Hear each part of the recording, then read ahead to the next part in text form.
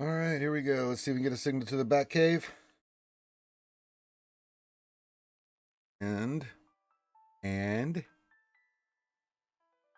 we are live. Hello, everybody, and welcome back to another edition of the Jedi Academy here on the Reality Skewed Gamers channel.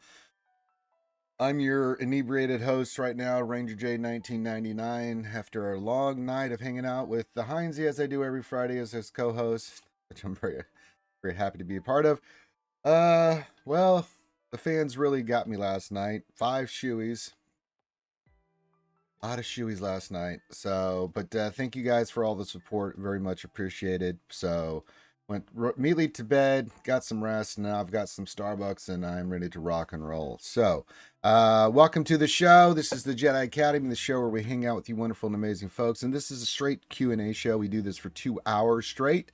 And we're here to answer all your questions about Star Wars Galaxy of Heroes, the mobile game brought to you by Capital Games.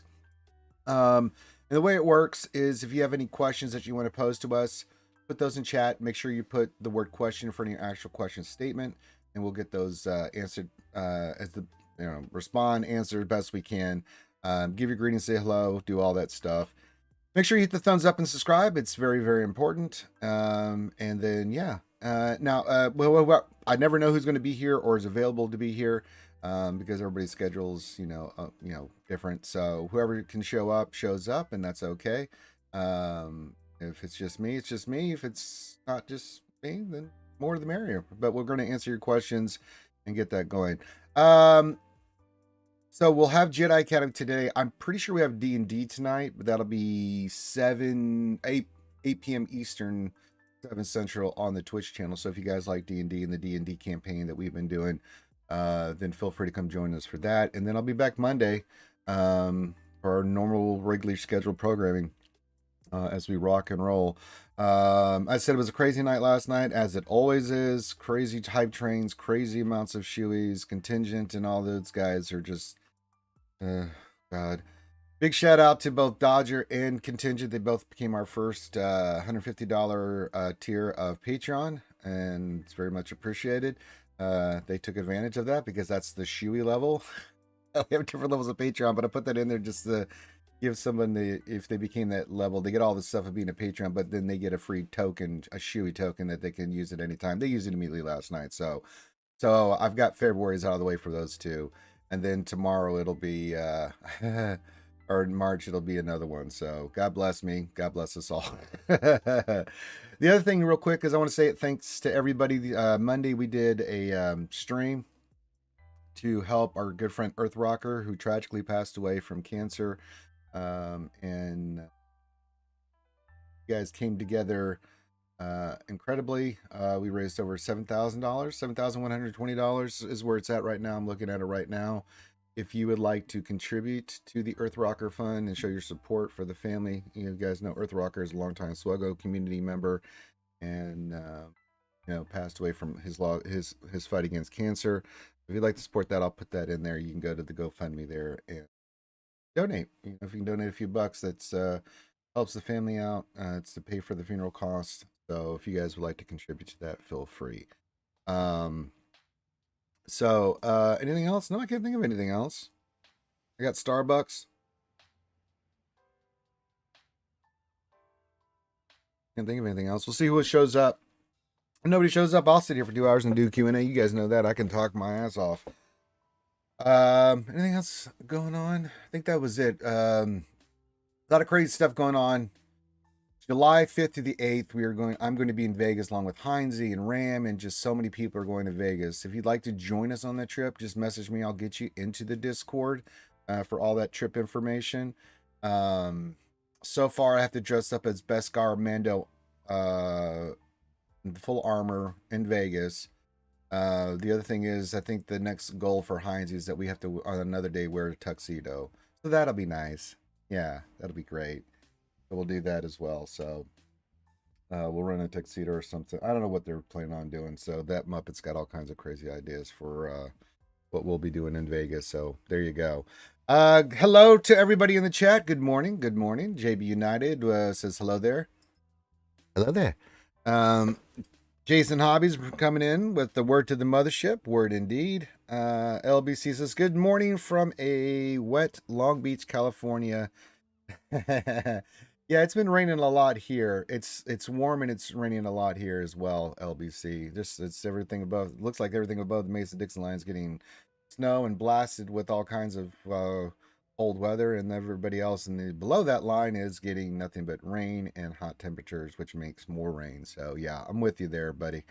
Chelsea, good evening, my friend. He says, good evening, everyone. Good evening, Chelsea. So good to see you, my friend. Good.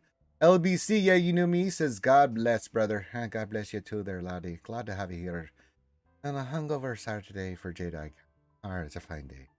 Ray Rock says, good morning, Ranger and Picklers. Hey, and yeah, there you go. Darsign 1972 says, good morning, Ranger. Good morning, my friend. Whittleson 3 says, happy Saturday. What's your favorite color? I do like red. Red's one of my favorite colors, but it doesn't look good on me. So I have a lot of pastels that I wear because that's just, you have to know how you're built and what looks good on you. Pastels, those kind of things. So, LBC says, anyone else noticed that proving grounds on the event calendar? I wasn't paying attention to it. No, I'd have to go look. Let me go pull that up real quick. I didn't see the proving grounds, but they just make that announcement. Let me look at the event calendar for March again. I just skimmed through it on Wednesday, so I don't think it's listed there. Heroic events, yeah, Grand Arena, WTB, Fleet, Mythic, Salts, and Omega. I don't think it was listed in there.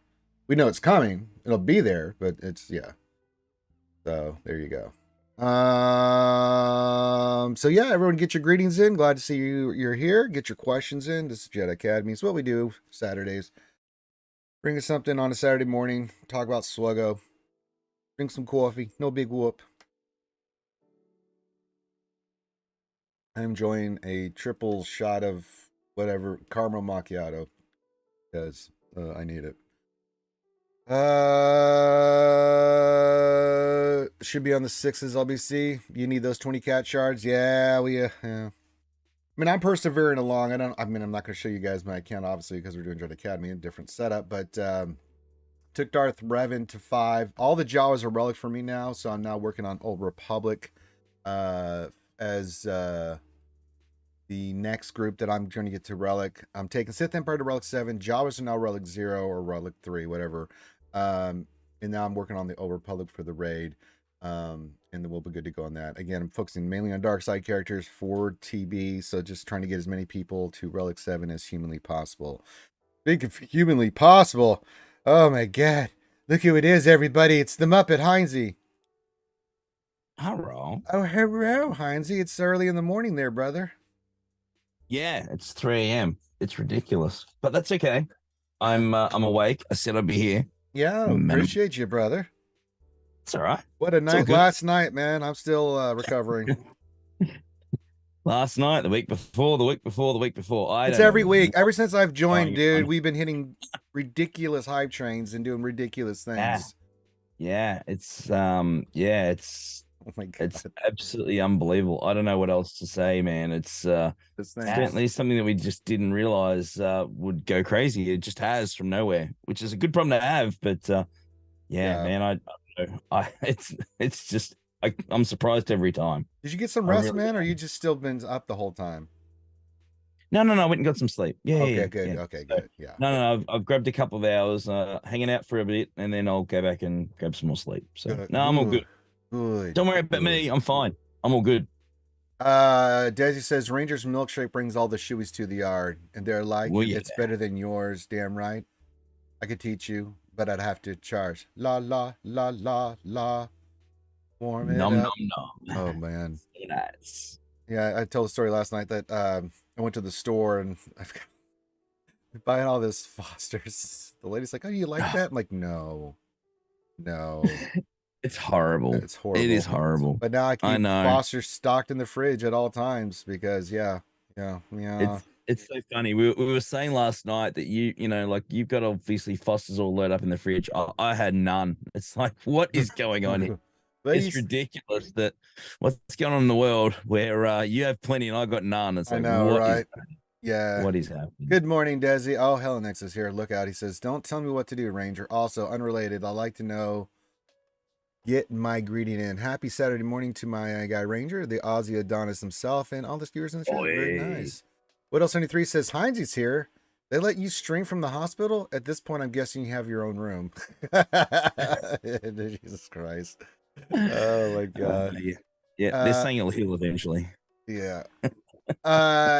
So the next tier that you have, that we will do the tuxedo thing in Vegas. Yeah.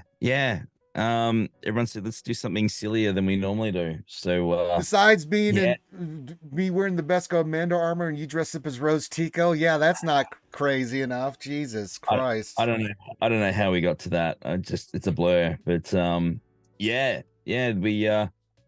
we thought that we set a goal, wasn't it? That yeah, well, let's do it. Let's do a stream and let's all tuxedo up. Let's go full Rat Pack. So yeah, I can't wait, man. I'm so excited to come over there. Yeah, it's gonna be a lot of fun. Yeah, because you're gonna be in California first, then you're going to Colorado, then you'll be in Vegas. Yeah, right? Yeah, we're going to Cali first, trying to get into Galaxy's Edge. I think later in the week the tickets open up for that, so we're hoping that happens. Yeah, we're going to try get to LA for a couple of days, then Colorado for I think 4 or 5 days. Yeah, going to spend 4th of July with Grid and Hirsch and the gang, so that'll be fun. And then rolling out to Vegas on the way out. Which would be perfect because really that's heading into my birthday, so that's perfect. So yeah, there's going to be a huge. That's what I wanted for my birthday. I have to wear the Beskar suit. We still got to do a stream where you dress up as Rose and me as Beskar. I got to wait for it to come in. I'd message the people, and it's not here yet, but we don't have the full suit. But yeah, I'll let you know when that's in. When we have to rock that one out. So let's see what's everybody saying. Everyone's just saying hi to each other. Tumblo says dressing up as Rose Tico. Hubba hubba. I don't know if you're gonna look at heinzy dressed up as Rose Tico and say that. There's a lot of reactions you could use. Hubba hubba is not one of them. Yeah, that's not words I would. Saying. Yeah. Ray Rock, the only way to top off the tux in Vegas is to have Rose Taco show up as well. Well, if Rose wants to show up, Rose is long time scared. He hasn't played the game in a long time, but you know, he's got me the if you see, I mean, there's a Chewy over here ripping off a porg's head, and yeah, that's from Rose and stuff. He got that for me. Yeah, Rose is good people. LBC says, let me know when you need Disneyland tickets. My ex and many others work at Disneyland. There you go. Get with LBC. Dude, get squared away, dude.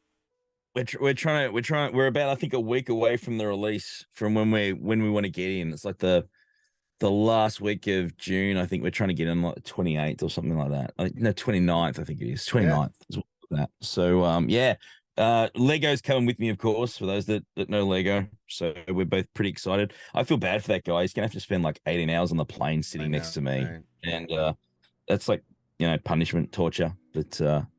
No, it should be good. It should be good. All right, get your questions in, guys. This is actually a Q&A show, not Pimp Heinzy. So yes.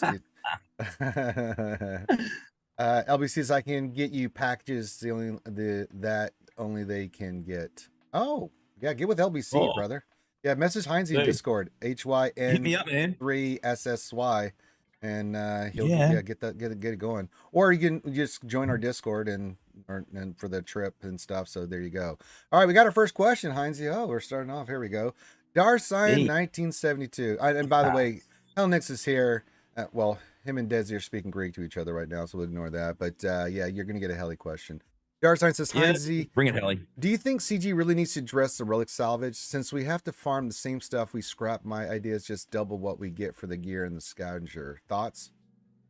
Well, it wasn't that long ago that they sort of pretty well halved it with the whole change at the top end. They addressed that at the time. So they sort of wanted to put the brakes on, you know, people at the top end getting too far ahead. So they certainly, you know, doubled the amount of, you know, salvage that was needed in a lot of cases to upgrade your characters, but you know, made it a lot more accessible to get characters from, you know, level 1 or gear 1 up to sort of gear 9 or 10 or 11. All the way through 11. Yeah, the biggest problem I still see gear 12. It's just gear 12. Gear 12 is disgusting. That hasn't been addressed in about 3 or 4 years. It's gear 12, right? I mean, the problem with gear 12 is you have to gear the characters with gear 12 to relic 0.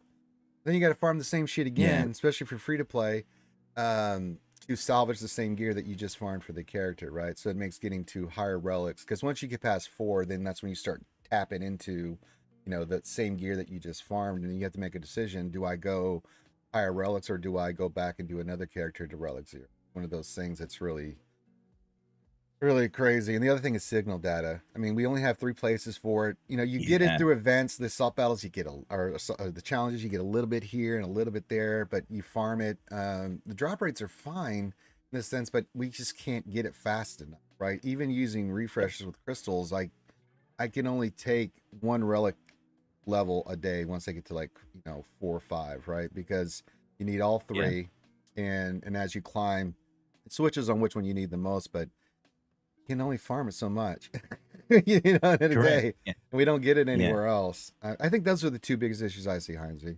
The gear 12 plus is the thing that gets me, on the right hand side of gear 12, right? Because that is still honestly super expensive for what it is now. Like, that was the actual value of that, and what the cost would be has not changed even since before relics were around. That's the thing. So we're at the point that if we follow the original cadence, is gear 12 some time ago was halved as far as the purchase cost, even in crystals, to purchase that gear, those gear pieces.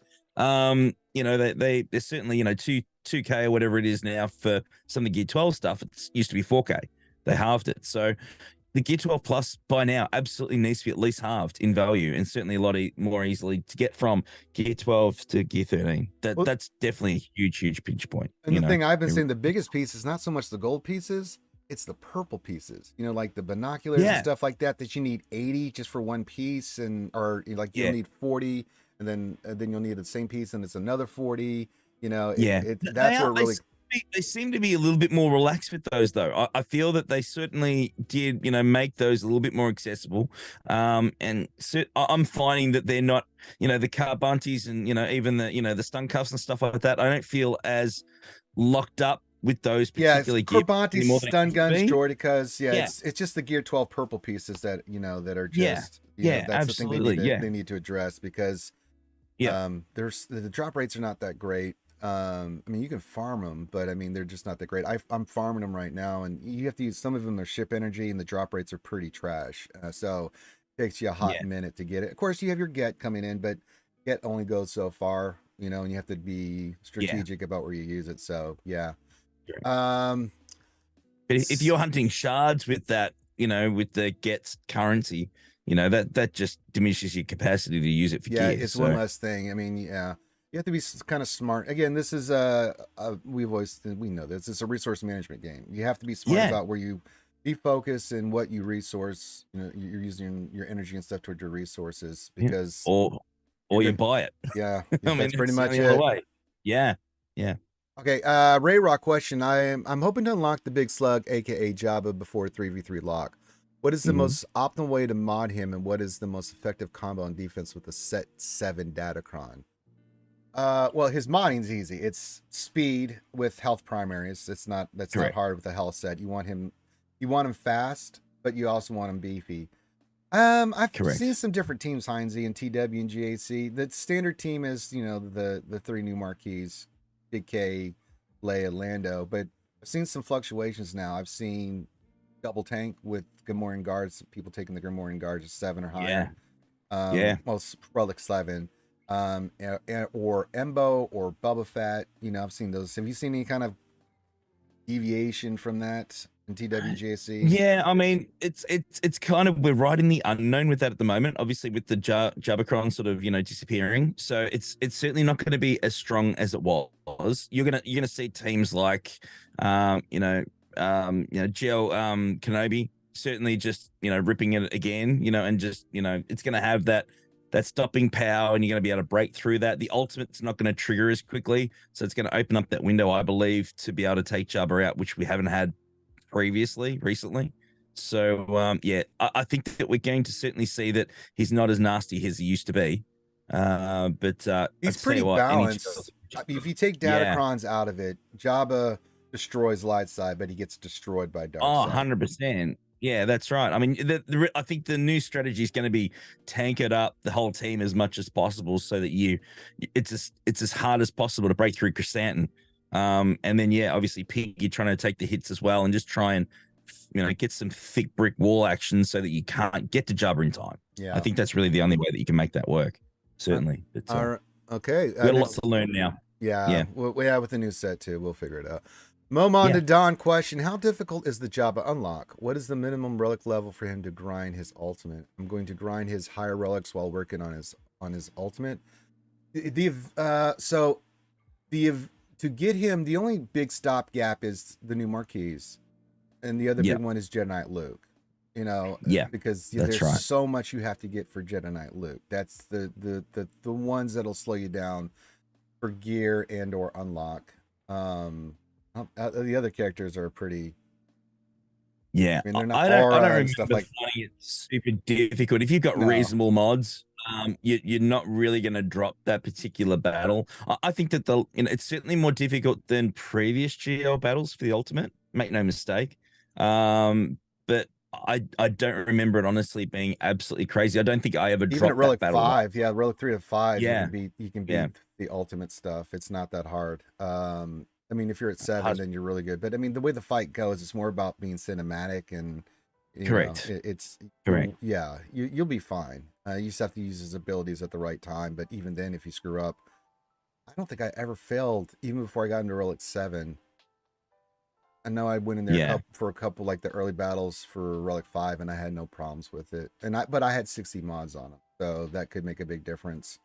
I mean, like anything, you're only as good as your mods. I mean, mod just got to be farming mods consistently all the time. I'm still doing it daily. Have been for many, many years. So, certainly the mods are a key with everything in this game. Even for your datacrons. I mean, a lot of the factors and stuff and the multipliers are all based around your mod level. So you absolutely should be farming mods like crazy anyway. But look, if you go in, and certainly I don't remember it being super difficult. I just don't. So you should be okay.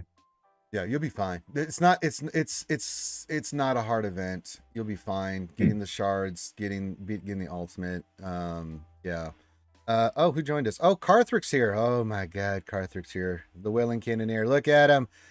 From a night of what you missed all the fun last night, Carth. Oh, I was with the wife. I know, but you missed me doing 5. He had his own fun. Yeah, he had a lot of fun with the wifey. 5 shoeies last night there, Big Carth. Oh, is that all? Yeah. Come on, Ranger.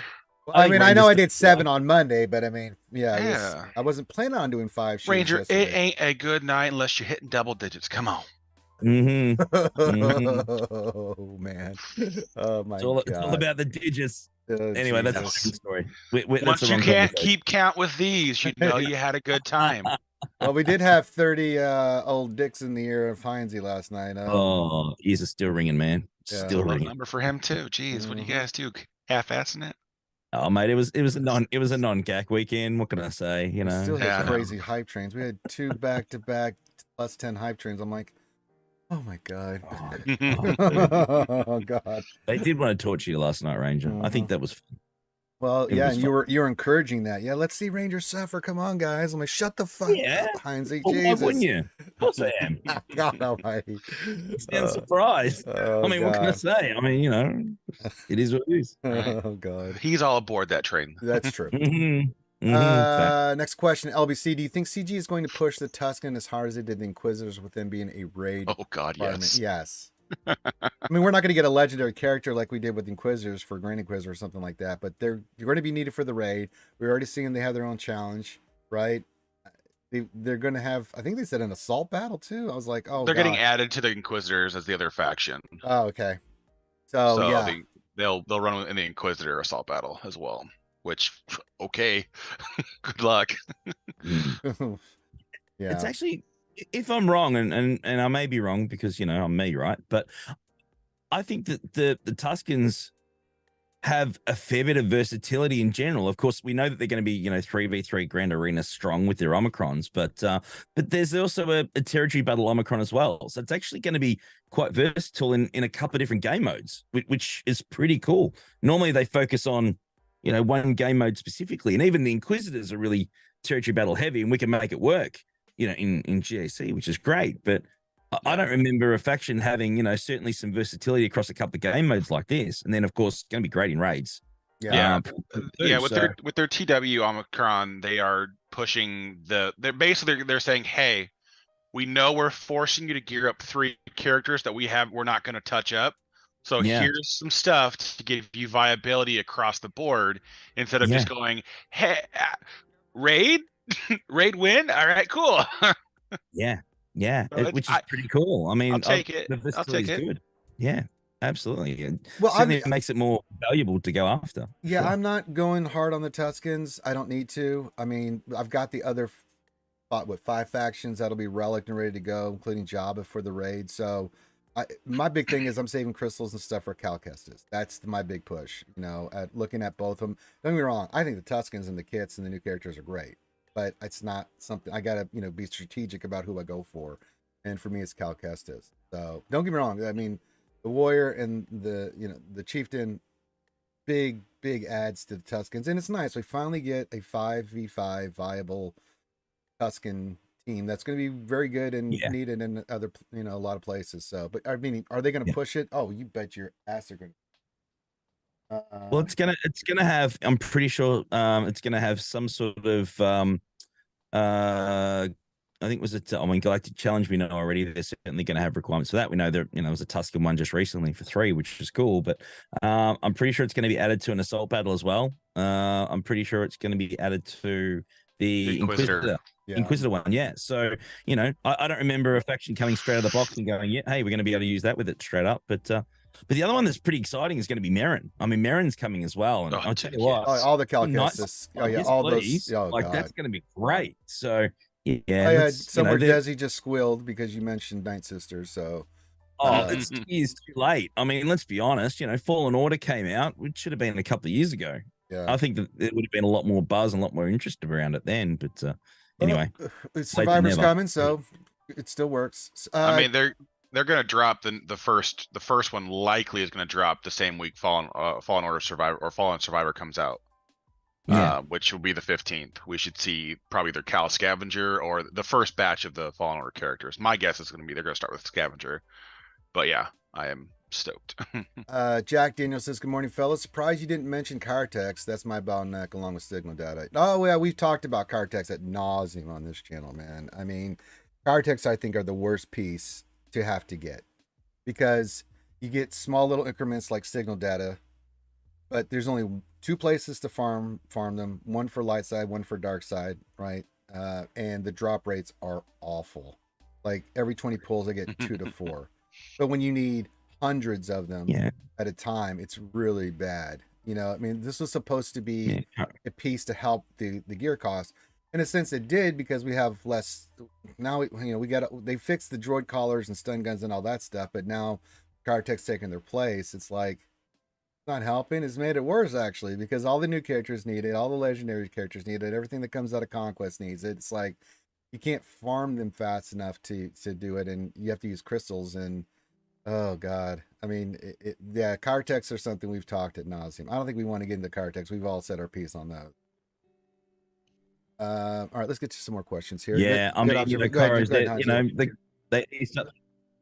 they eased up the Carbontes. Hey, by the way, here's Kairos. I mean, that's exactly how it went down. Let's be honest. So, there's always going to be a pinch point. Make no mistake. If there's no pinch point, there's no point. There's got to be a bottleneck somewhere, and Kairos, unfortunately, are that bottleneck. Whether we like it or not, they're always going to be in that place. But with that being said, and I'm not advocating for them, but I still find that there are other places now that we can get Kairos in that we couldn't early on when they were released. It's still a little bit easier. It's not ideal, make no mistake, but geez, when it first came out, holy crap, like it was, you could barely get any of them. They're like Omicrons right now. It was just really, really difficult. So they certainly found some other ways of being able to get them, but there's still some more work to do. Make no mistake, for sure. All right, Cobra Cast says, question, any chance Tusken Warrior with Omicron beats Jabba in TW?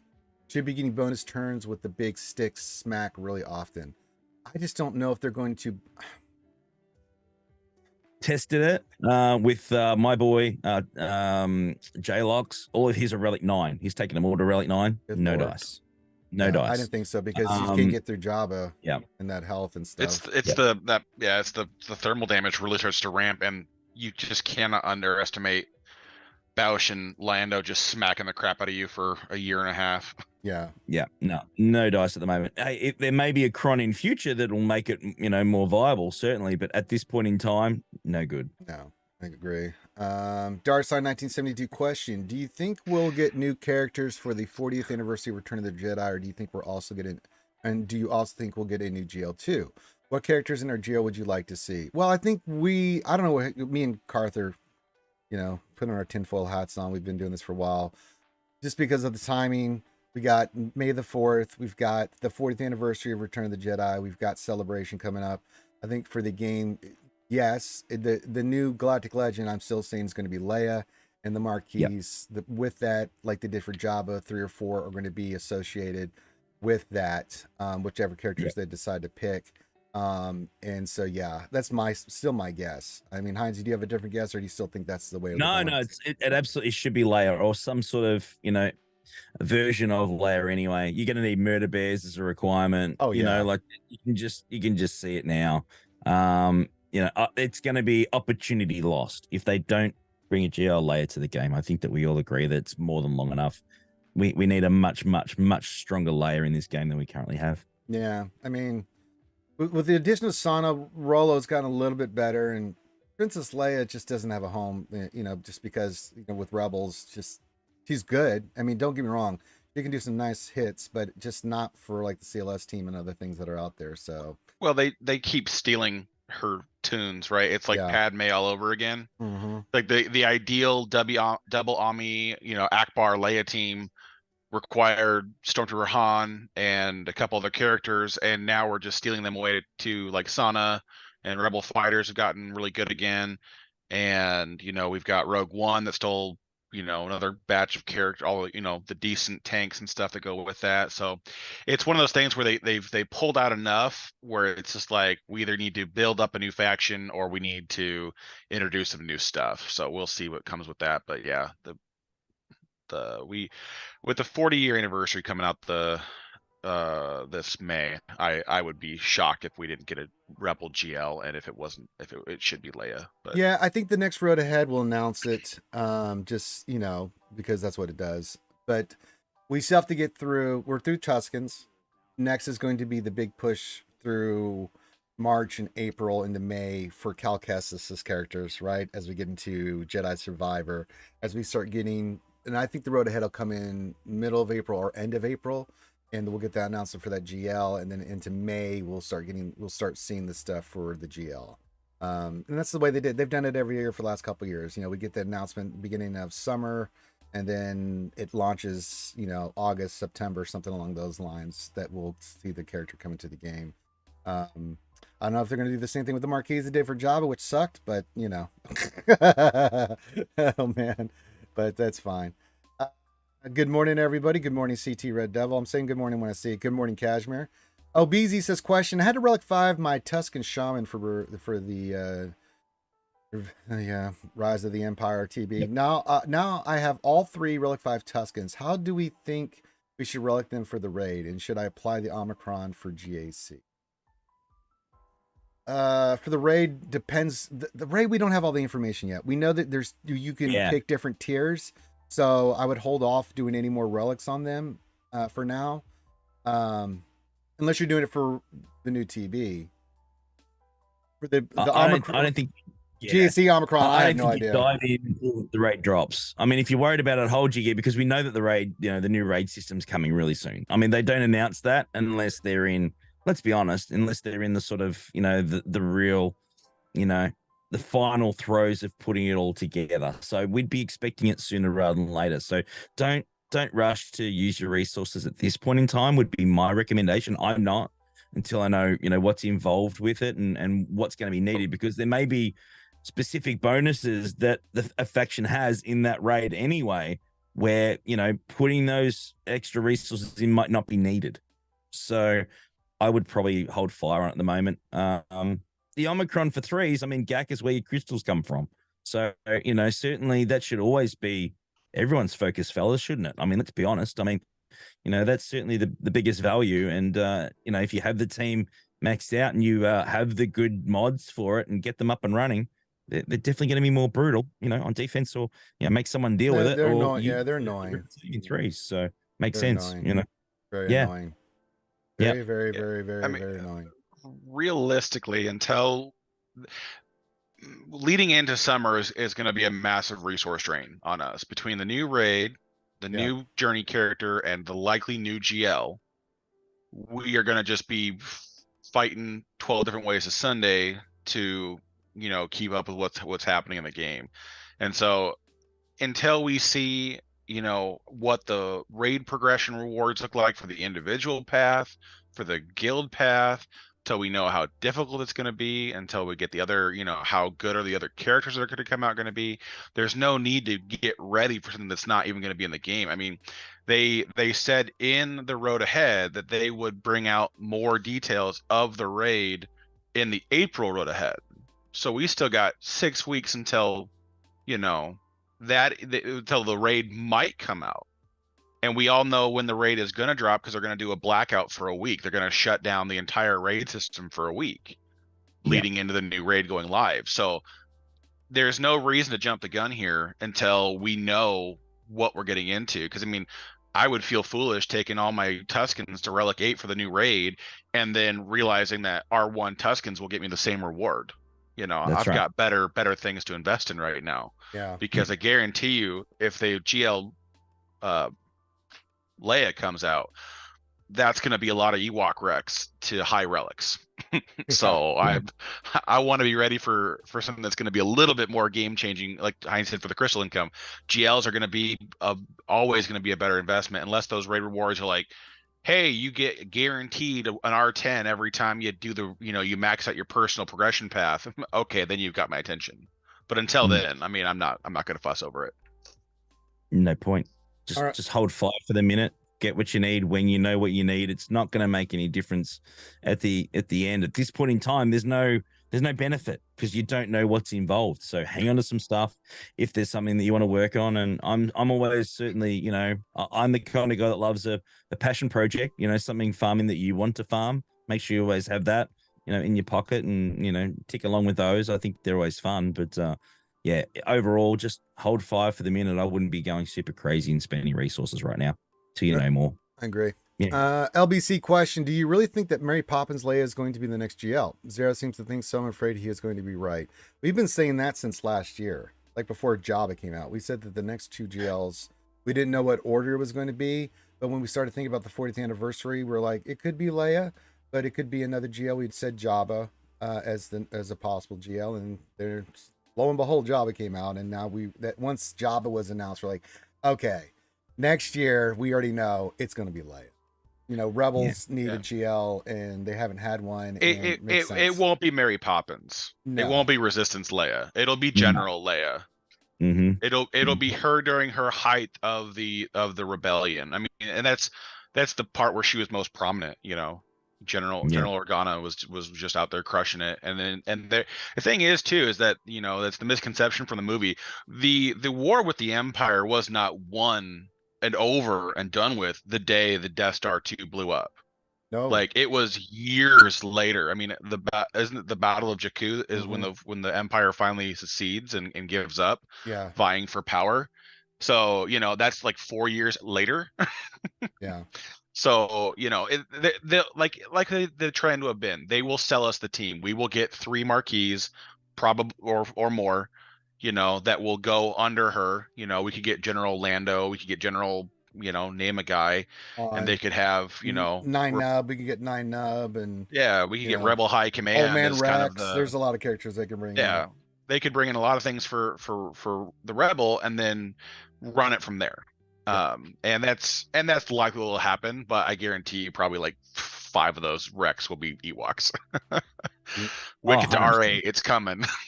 Oh yeah, absolutely. I would definitely like to see an Endor Leia. I think as a GL, I think Endor Leia would be really good.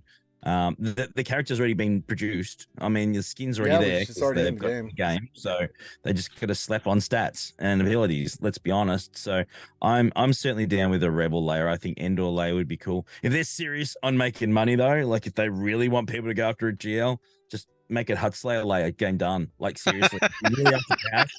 And I know this sounds really played that event more than I needed to for that, heinzy. I'm just gonna say. Everyone's gonna say, heinzy, you're disgusting and you're filthy. I get it, but no BS. If you are serious about making some money, there's your money spinner. I'm just saying, if that's what you're after, easy.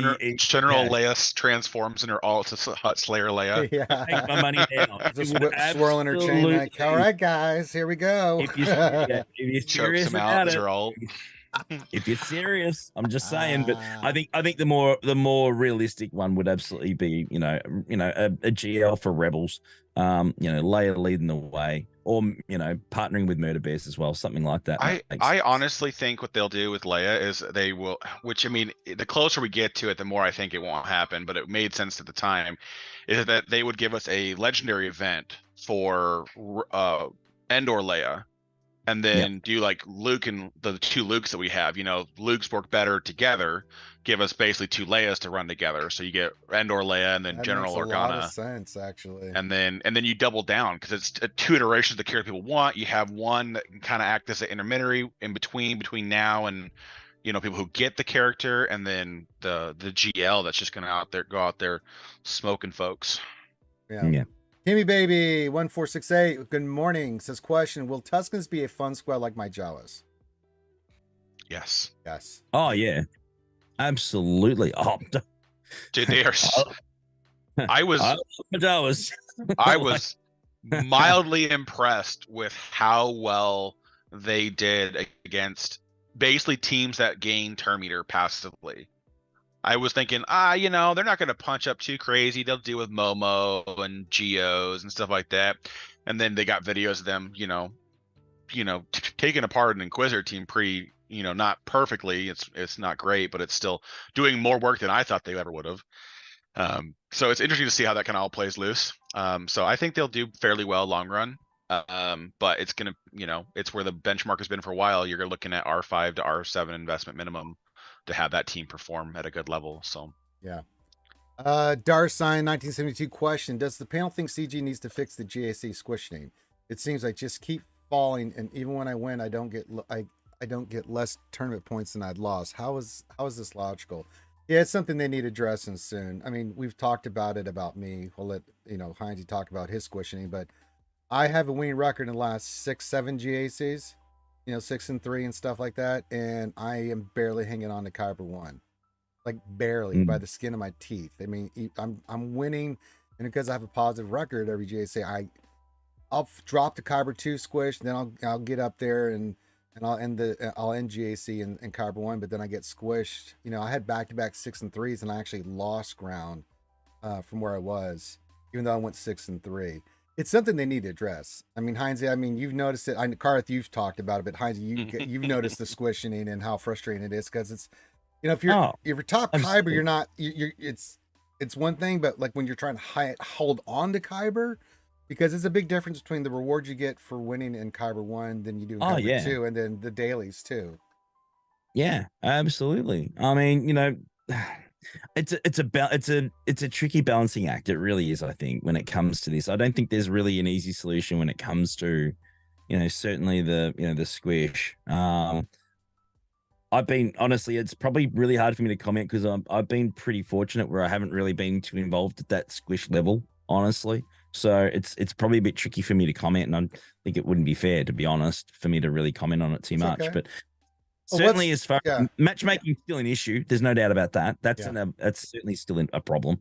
But yeah, again, with the squish, I sort of haven't had to deal with that too much. So anyone that's caught up in that, I'm certainly, I understand the frustration. Make no mistake, I can see that. Yeah, it's Kyber 1 that takes the biggest hit, and most of Kyber that just takes a massive hit every time, because you're losing somewhere between, like 80 and 100 and some odd points. And so realistically, if you want to keep moving forward throughout the season and into Kyber, you have to run like 8-1s consistently, which is just not how they designed Kyber or GAC to work. 6 and 3 is kind of like you're doing really well. 7 and 2 is you're doing phenomenal.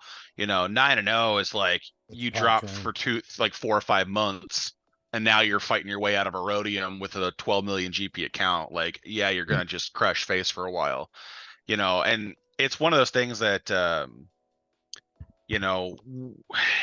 I understand it, but like at the point where I'm at right now, if I keep doing 5 and 4s, because I'm bouncing in and out of the top 50 basically every other week,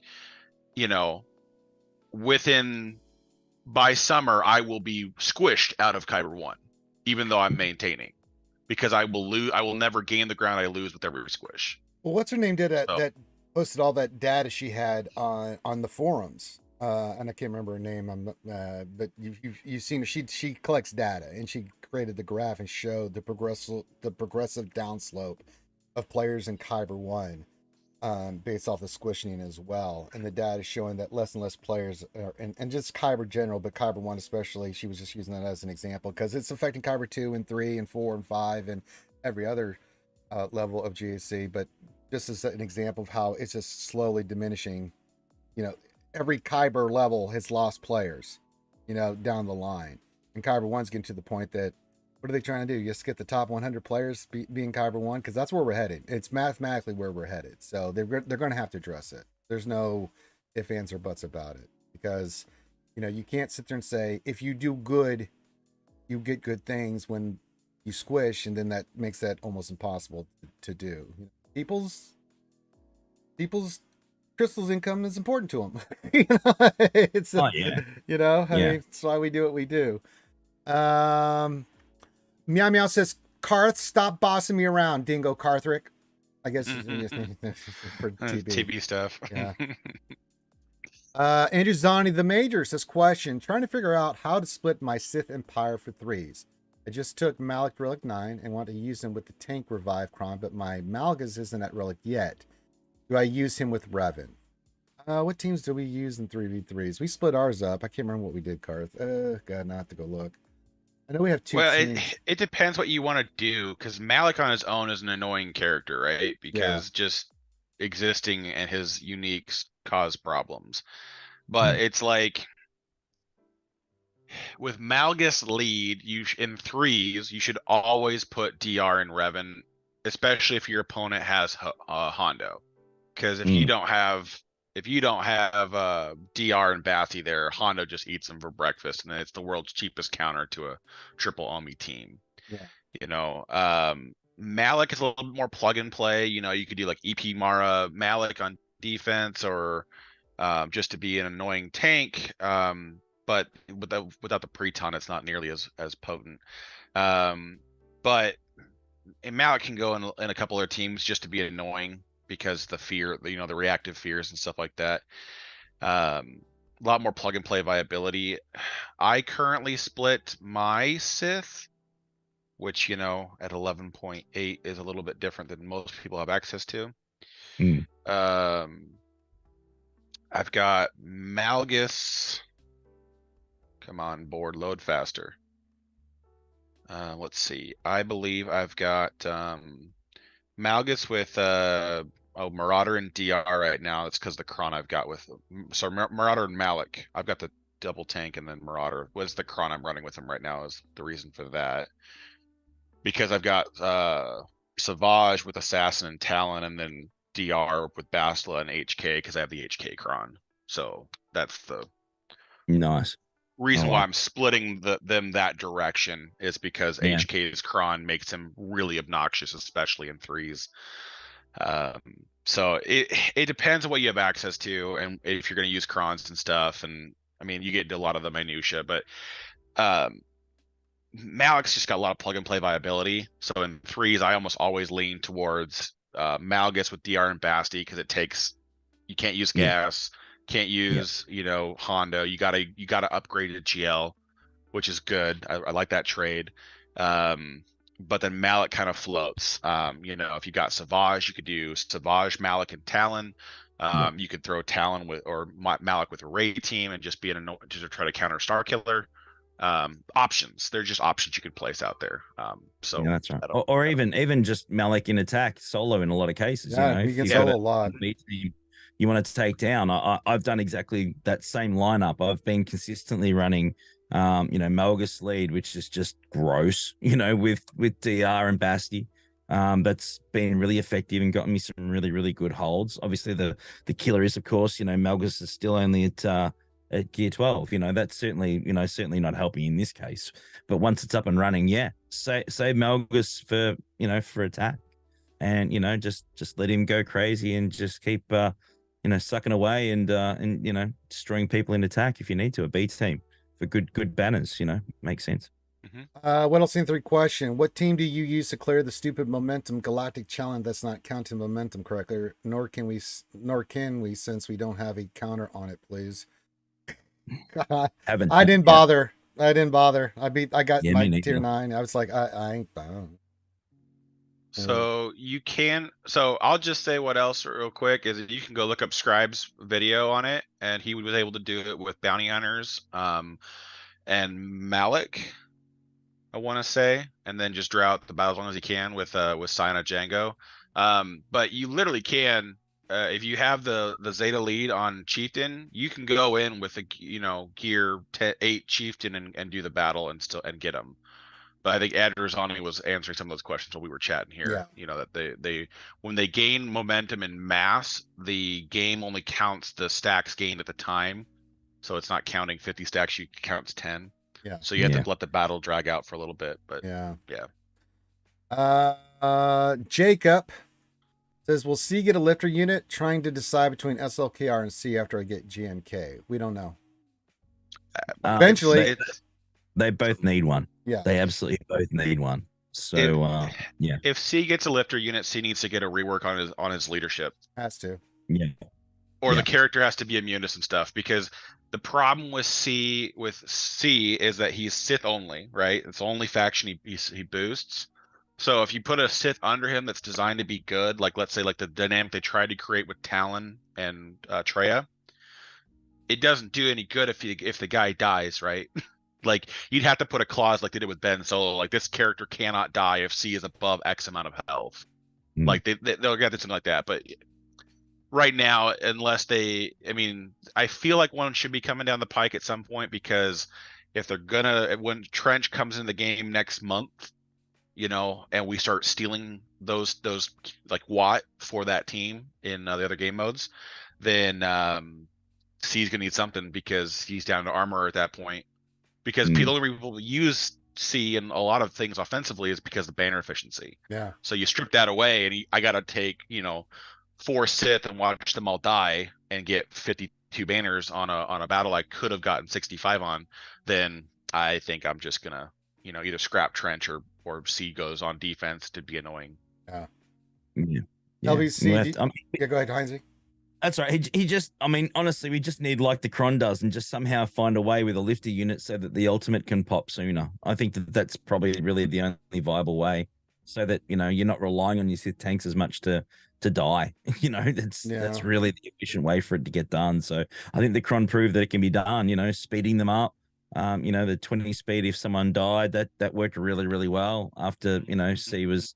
The C Cron itself wasn't viable. So there's certainly ways and means of making a lifter unit work stat-wise and boosting that and getting that ultimate shock out as quick as possible. Certainly, LBC,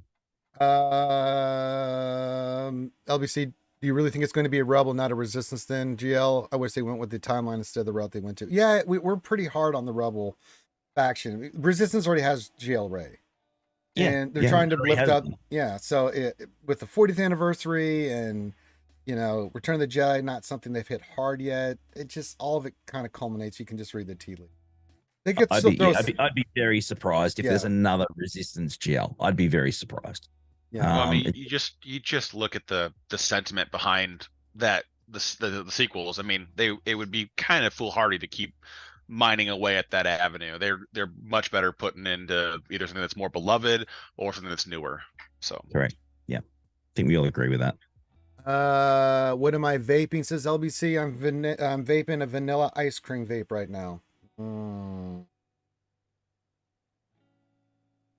Need my nicotine.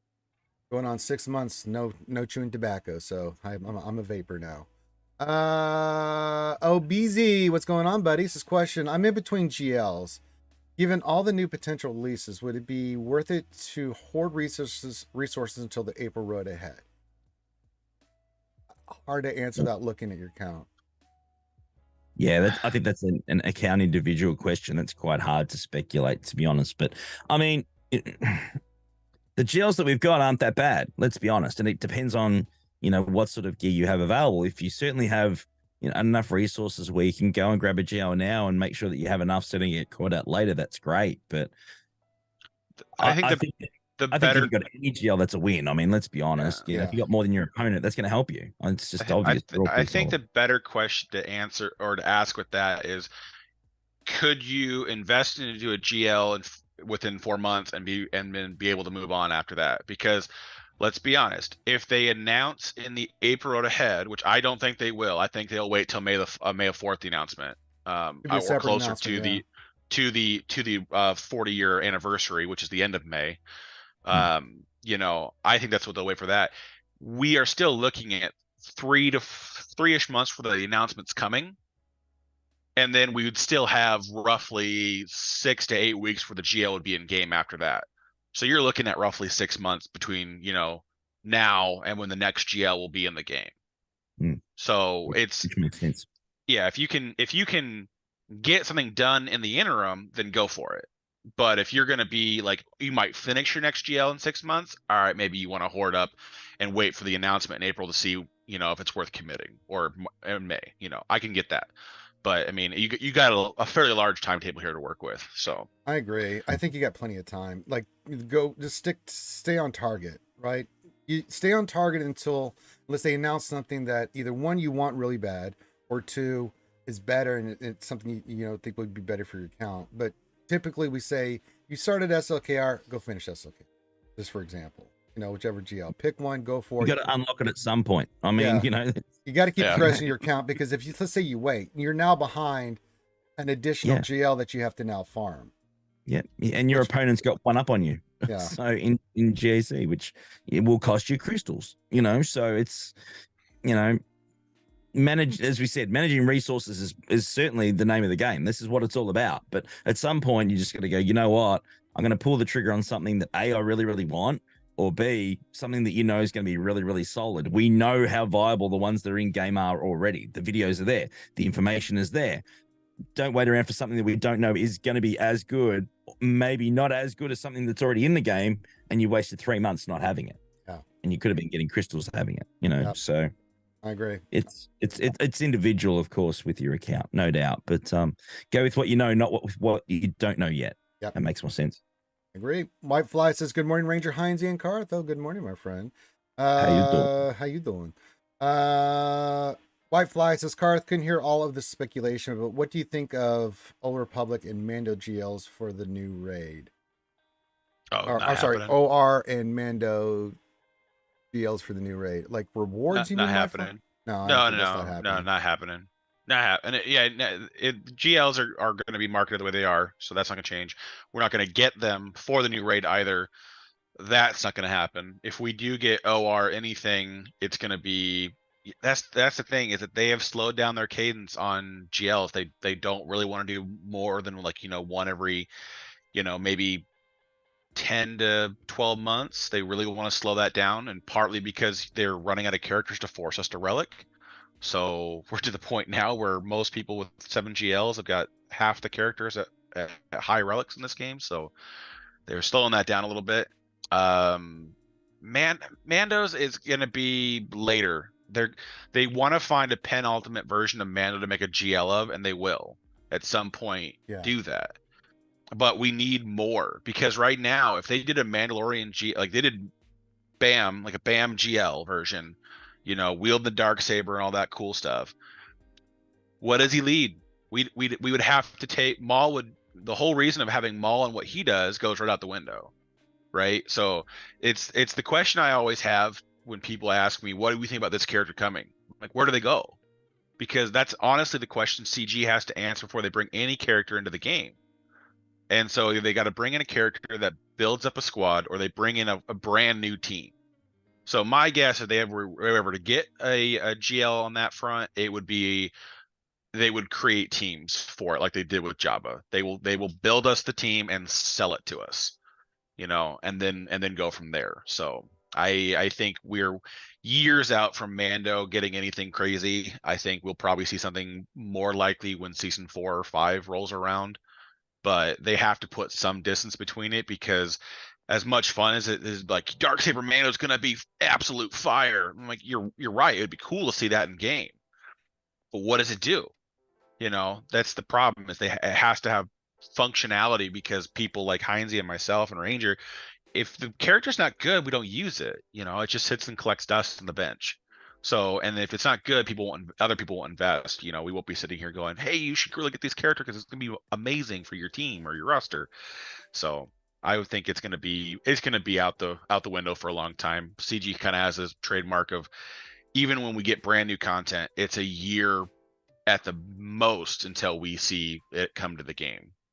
Yeah, so, I don't remember if you remember this, Heinz, but I did that interview, a few interviews with Carrie back in the day, like how they plan out stuff. We've talked with Crumb about this too, about the big whiteboard and like how they've got all this stuff planned out. It's a year out at least, like your releases and stuff. It was like it was like a 2 or 3 year plan in the system. Yeah. I remember at the time where everything's out on the whiteboard and they're working. I mean, it sounds like, archaic when you think about it, but certainly they think that far ahead. And I've spoken to, people that I know, and they said, look, the game is strong and healthy, and there are, at their end anyway, CG's end, and there are years, there are at least years, as a minimum still left. Then they ain't turning the server off anytime soon. Ain't no mistake. That's the information I keep hearing consistently from multiple sources, is that they're certainly satisfied with the game and the state that the game's at right now. And, it's doing some good work for them. But it is certainly a good time, in the past, as you said, Ranger, we'd be unlocking characters. And honestly, there were some crap ones in there, and they would sit there and do absolutely nothing. They were useless. No. And, all they were good for was platooning, in a territory battle or something. That's all they did. You never even used them. Every time there's a release, or even the previous stuff that we've had, the Omicrons have just flipped the script on it. There are now, things that we've had sitting there collecting dust forever that is actually viable and usable in some way, shape, or form. There's nothing just sitting there anymore. Now, there's still things to do. There's still more to go. But I tell you what, it's never been better as far as using the versatility in your roster now than it ever was. That's just fact. Because there's still some crap characters. I can attest to that because I have a Relegate Hoth Rebel Soldier. Oh. Me too. Yeah, me too. I got that as well. Character. I feel your pain. Am I proud of it? No. But at some point, there, we can use it if we need to. We don't need to. I mean, at the moment, I platoon it, but at some point, there's either going to be a Datacron that's going to make it great for 3 or 4 months at least, or there's obviously going to be some sort of requirement for it. Could be part of, the requirements needed down the track for Leia. I mean, it's a rebel, so this is the thing. So there is. Once you get a character now, at some point, it might not be immediately, but there will be some sort of versatility or viability for that there would never was previously. So yeah. I think it's better. Yeah. The last year, I mean, we'll say 15 months, because we'll try to go back and encapsulate Starkiller a little bit.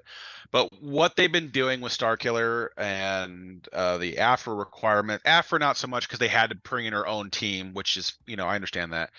But like the Starkiller team, the 4 Rex for Starkiller brought up a lot of dead factions, that are now like top meta, always used. You see it on the GAC board every week kind of thing, and Sana's starting to get there. She's still new, but what Sana does for those leftover rebels, is changing the board a little bit. You're getting people that are actually able to use characters they were forced to relic for Jedi Knight Luke 3 years ago.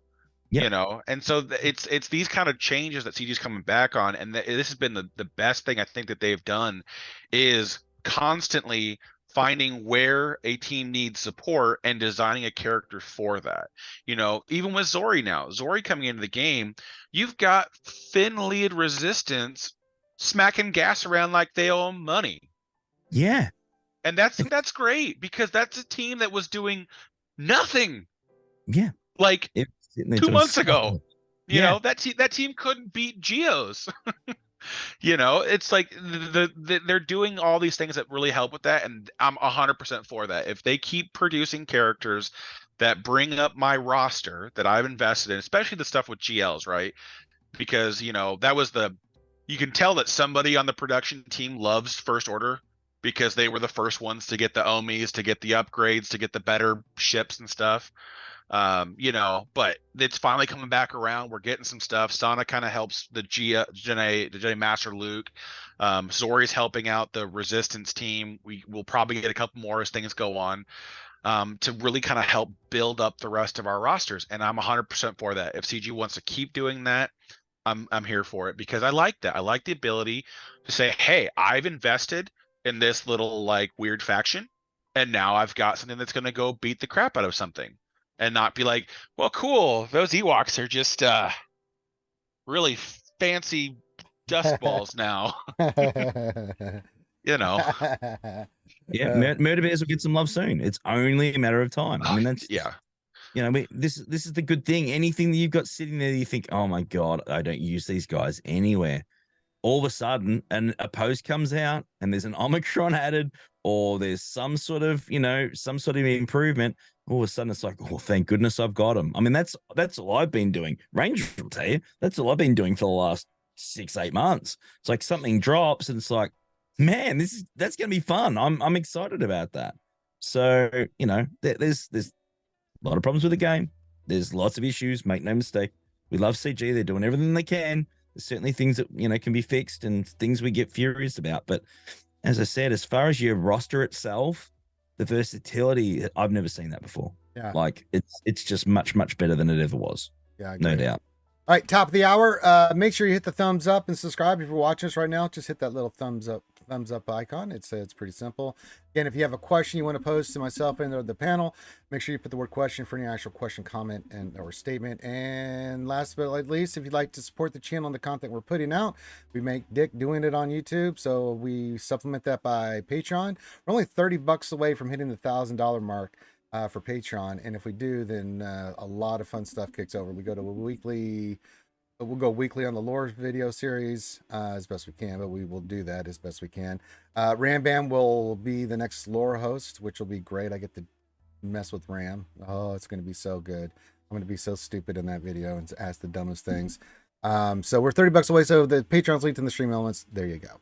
All right, we got a buttload of questions, guys. Let's go. Rapid fire. Kimmy Baby says, question, could CG reset the GAC scoring system, mismatch opponents all the time? Not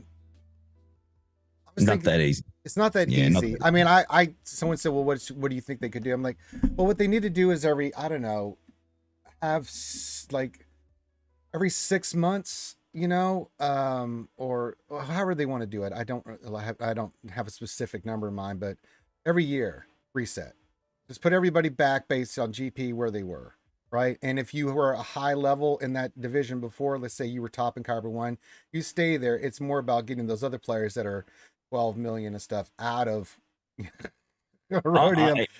I'm down for a reset. Absolutely. Yeah, reset it, and then I'm down for it. Yeah. I mean, just to give you an indication at the top end, and I mean, again, I really certainly have seen more of that than anywhere else, right, in GAC. So it's the best I can comment on. But my boy Sasha, who was with us a while ago, got to the point that he was so far ahead in first position in Kyber 1, he could sit there and not do a battle for 3 months and still stay number 1. That's how far ahead he got because of the point system. He got to the point where he goes, you know what, I'm bored. Like, I don't need to do anything.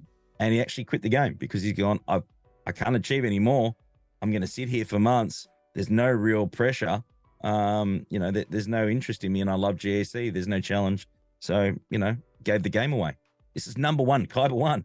Loki did the same thing. I mean, Loki didn't even, when Datacrons came out, he was the number 1 player in the world, and he was like, I'm just going to go casual. And that was a big time spender and stuff. So, the matchmaking is a problem. The squishing is a problem. That just reset every year. I'm down for a reset, and let me tell you, the top end guys would be down for that as well. Make no mistake. I think everybody would. They then have a challenge again to climb back up to that top spot, and make some sort of reward for July 1. You know, if you top spot July 1, you get some extra bits and pieces, or a title or something like that, or whatever else. He never actually got his Kyber title in the end. Sash sat there for 3 months, and they took the titles away. Couldn't even get the title. So like it's just bizarre. It really is. So yeah, I'm down with it. I'm down with it. Kimmy asks also, should they create a level or league higher than Kyber? No, I think Kyber 1's good enough. Yeah, they don't need to create a different tier. Go ahead, Karth. I mean, I kind of think they should. That's okay. But that's just because I'm of the opinion that CG needs to do a somewhat of a strainer system on the tiers, where people at a certain GP can't keep progressing downward, as just kind of a safety net for some of these players at the low end, because I think it just gets really challenging when you're in Carbonite and you're facing like, you're at 1 million GP fighting 7 or 8. I think that there needs to be a little bit of a fine-tunement system for how they do things. I think the score should be more reactive to your progress in game. There are a lot of things that I don't like with how they do it, because it's too slow to react.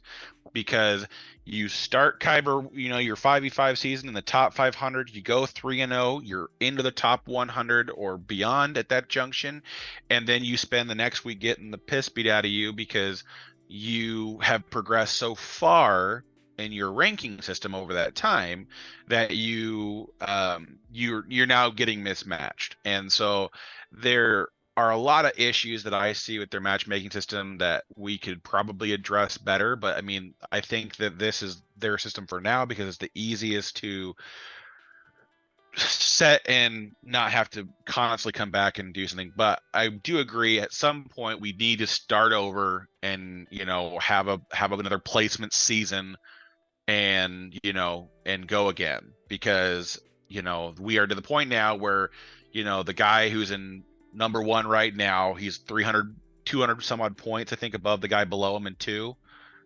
So what are they going to do? They he can not play, like heinzy said, and he's still going to be first for another month or more. So there's no challenge.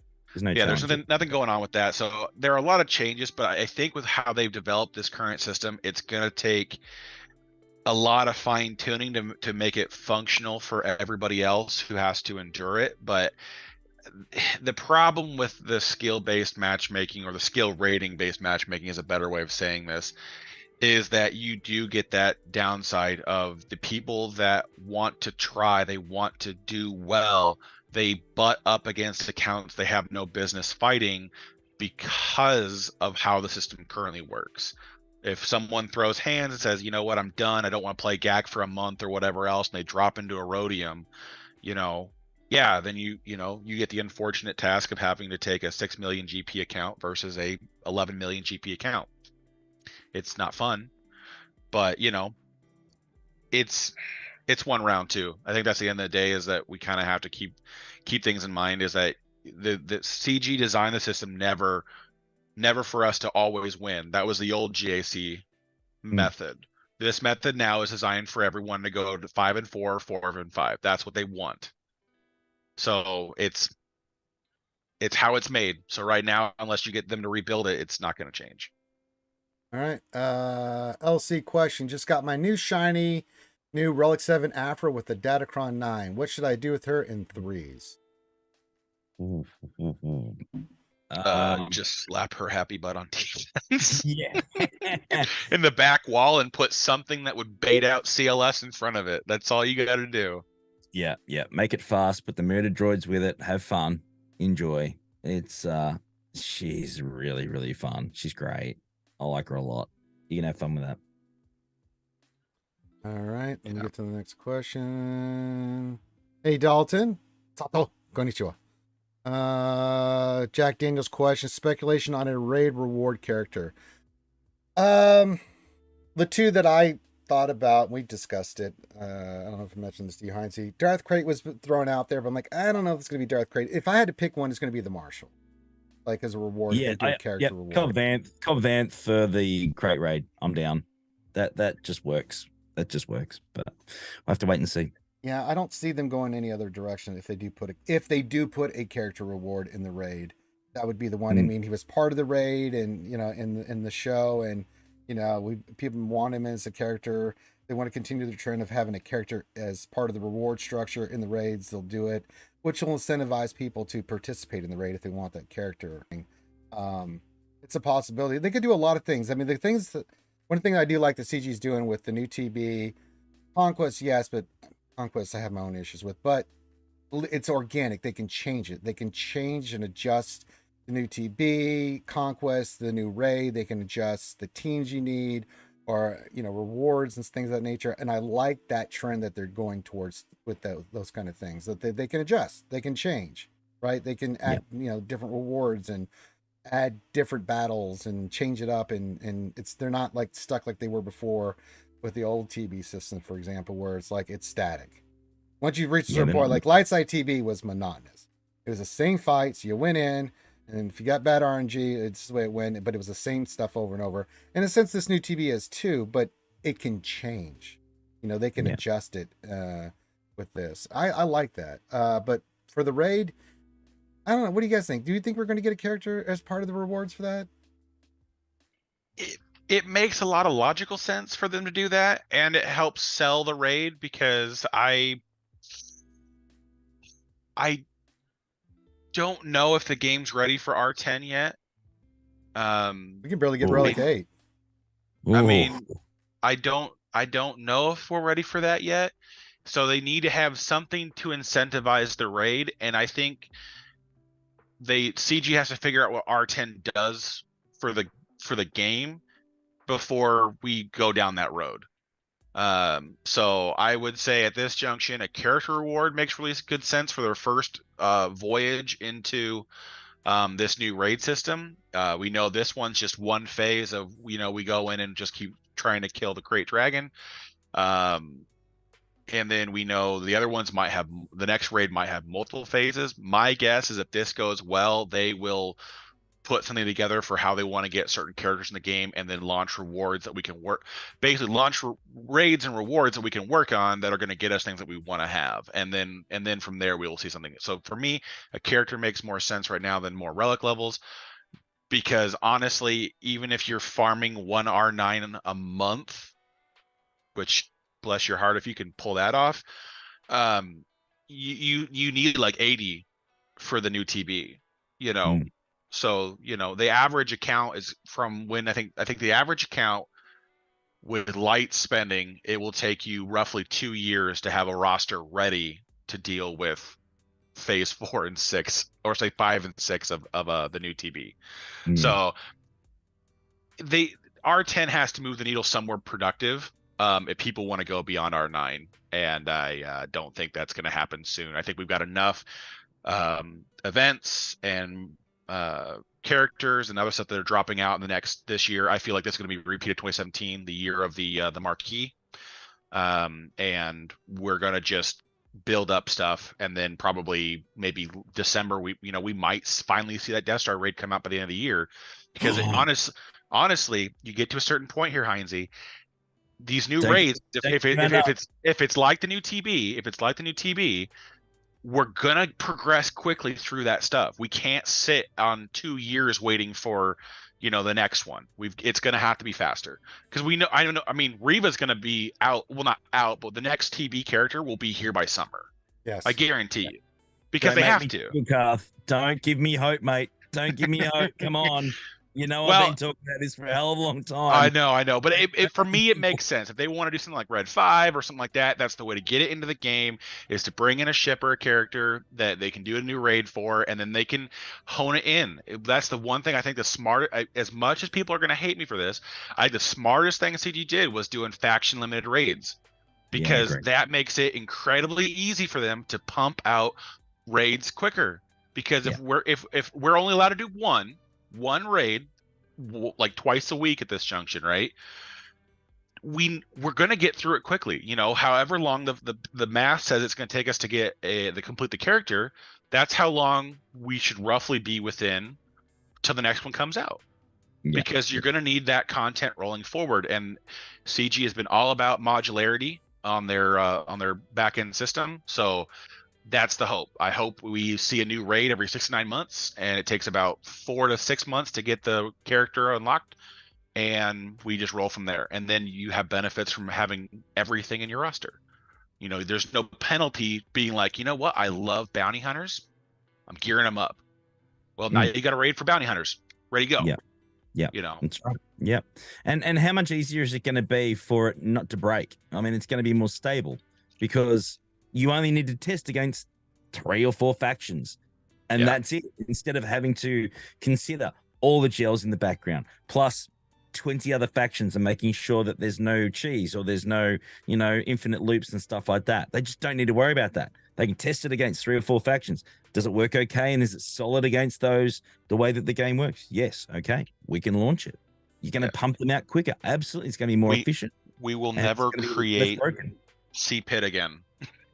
No, we do not have to create a raid that is immune to Kylo. Yeah. Thank God. Because that 3 months of that being the way it was hell. Yeah, it's not a factor, and that's great because we don't want broken raids. We just don't. None of us want to see that. So, the more consistent that, things come out and less broken, how's that a problem in the game? It's not. I'm down. Let's go, All right, next question, Luke. Question: if we push Conquest 1 week back into the schedule, so you're doing the first week of Conquest, the last week of Grand Arena, theoretically, last week of GSC, you have your plan. He got cut off there, but I kind of get what he's saying. This week, it always seems like the down week. We have the start of Conquest, and then we've got this TB or a TB launching at the same time. So it's a lot of time spent in the game, especially if you're committed to Conquest, because these feats, you have to do them every day. It's a lot of time spent in the game. And if you add TB to that, that's a lot of time. This is supposed to be the down week where we're not doing GAC, but it seems like we're being more time in the game. Would you think it would make more sense if they pushed back either TB or Conquest to start at that last week of GAC because it's a 2-week event, or are you okay with it where it's at right now? I think the biggest issue for me as a player at my level, and I mean, I play at the pointy end, make no mistake. I mean, that's people know this; it's nothing new.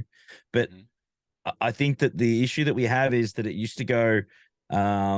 We used to get a day break between the end of the territory battle and territory war starting up. I think that needs to come back again. They now do it at the end instead of at the start. I think that TB, especially with the new one, it is a heck of a lot more work. You really have to spend a lot more time and resources into managing that than you used to on the other TBs, honestly. And I think we really need that 24-hour window at the end of TB just to reset before running in straight into territory war instead of sign up being the same day it finishes. They used to do it that way. It was the other way around where there was a day break. I think that they certainly need to get back to that. I'd be a lot happier with it. But yeah, it's relentless at the top end. Every single day, there is something going on. They are pushing the envelope as far as time spent in the game to do things. Make no mistake, especially at my level. It's rough. It's full on. Oh, it's not. It 100% depends where your count is, right? Because yeah, if we were like heinzing ourselves, if we were 3 million GP less, the back half of this TB would be us would maybe platoon and deploy, and that would be our entire day in TB. Yeah, because you don't have the ability to even get there. Where we're at now. We need the average player to pull down roughly 3 million GP and CMs every single phase, which, the later you get on, that's not as challenging, but still it's something that needs to be done. So it's one of those things where it's 100% relative to where things are at. And the downside is that when CG looks at the aggregate data, there's 100,000 players that spend 2 hours or more on the game every day doing TB and Conquest and everything else, but there's 400,000 players who spend less than 20 minutes in the game. So it becomes this balance, right? Because we have all the tools, we have the ability to interact with every single facet, so it drives our time up a lot. But I don't think they'll change that, because all marketing data suggests that the more time players spend in the game, the more likely they're going to spend. So of course, no, they want to keep you here. It's Hotel California style. You can check out anytime you like, but you can never leave. That's such a lovely place. That's what it's all about. It really is. They absolutely want you engaged and continuing to push in the game. But that is absolutely causing to a lot of burnout. Make no mistake, because it is relentless. It's very relentless. At the top end. I can't speak for the mid and lower end, but at the top end, you know, we've got guys, you know, on phase 2 of the territory battle. We got guys already planning for the territory war 6 or 7 days later. Like, it's just relentless. So throw that in. Then managing TB, we got a team just managing TB. Then from there, where everyone's trying to obviously manage their own GAC as well. I know some people that play multiple accounts doing 2 or 3 conquests. That is just satanic. It's just madness. It really is. It's horrible. So, you know, it's certainly one of those things where, yeah, it's just nonstop, full on.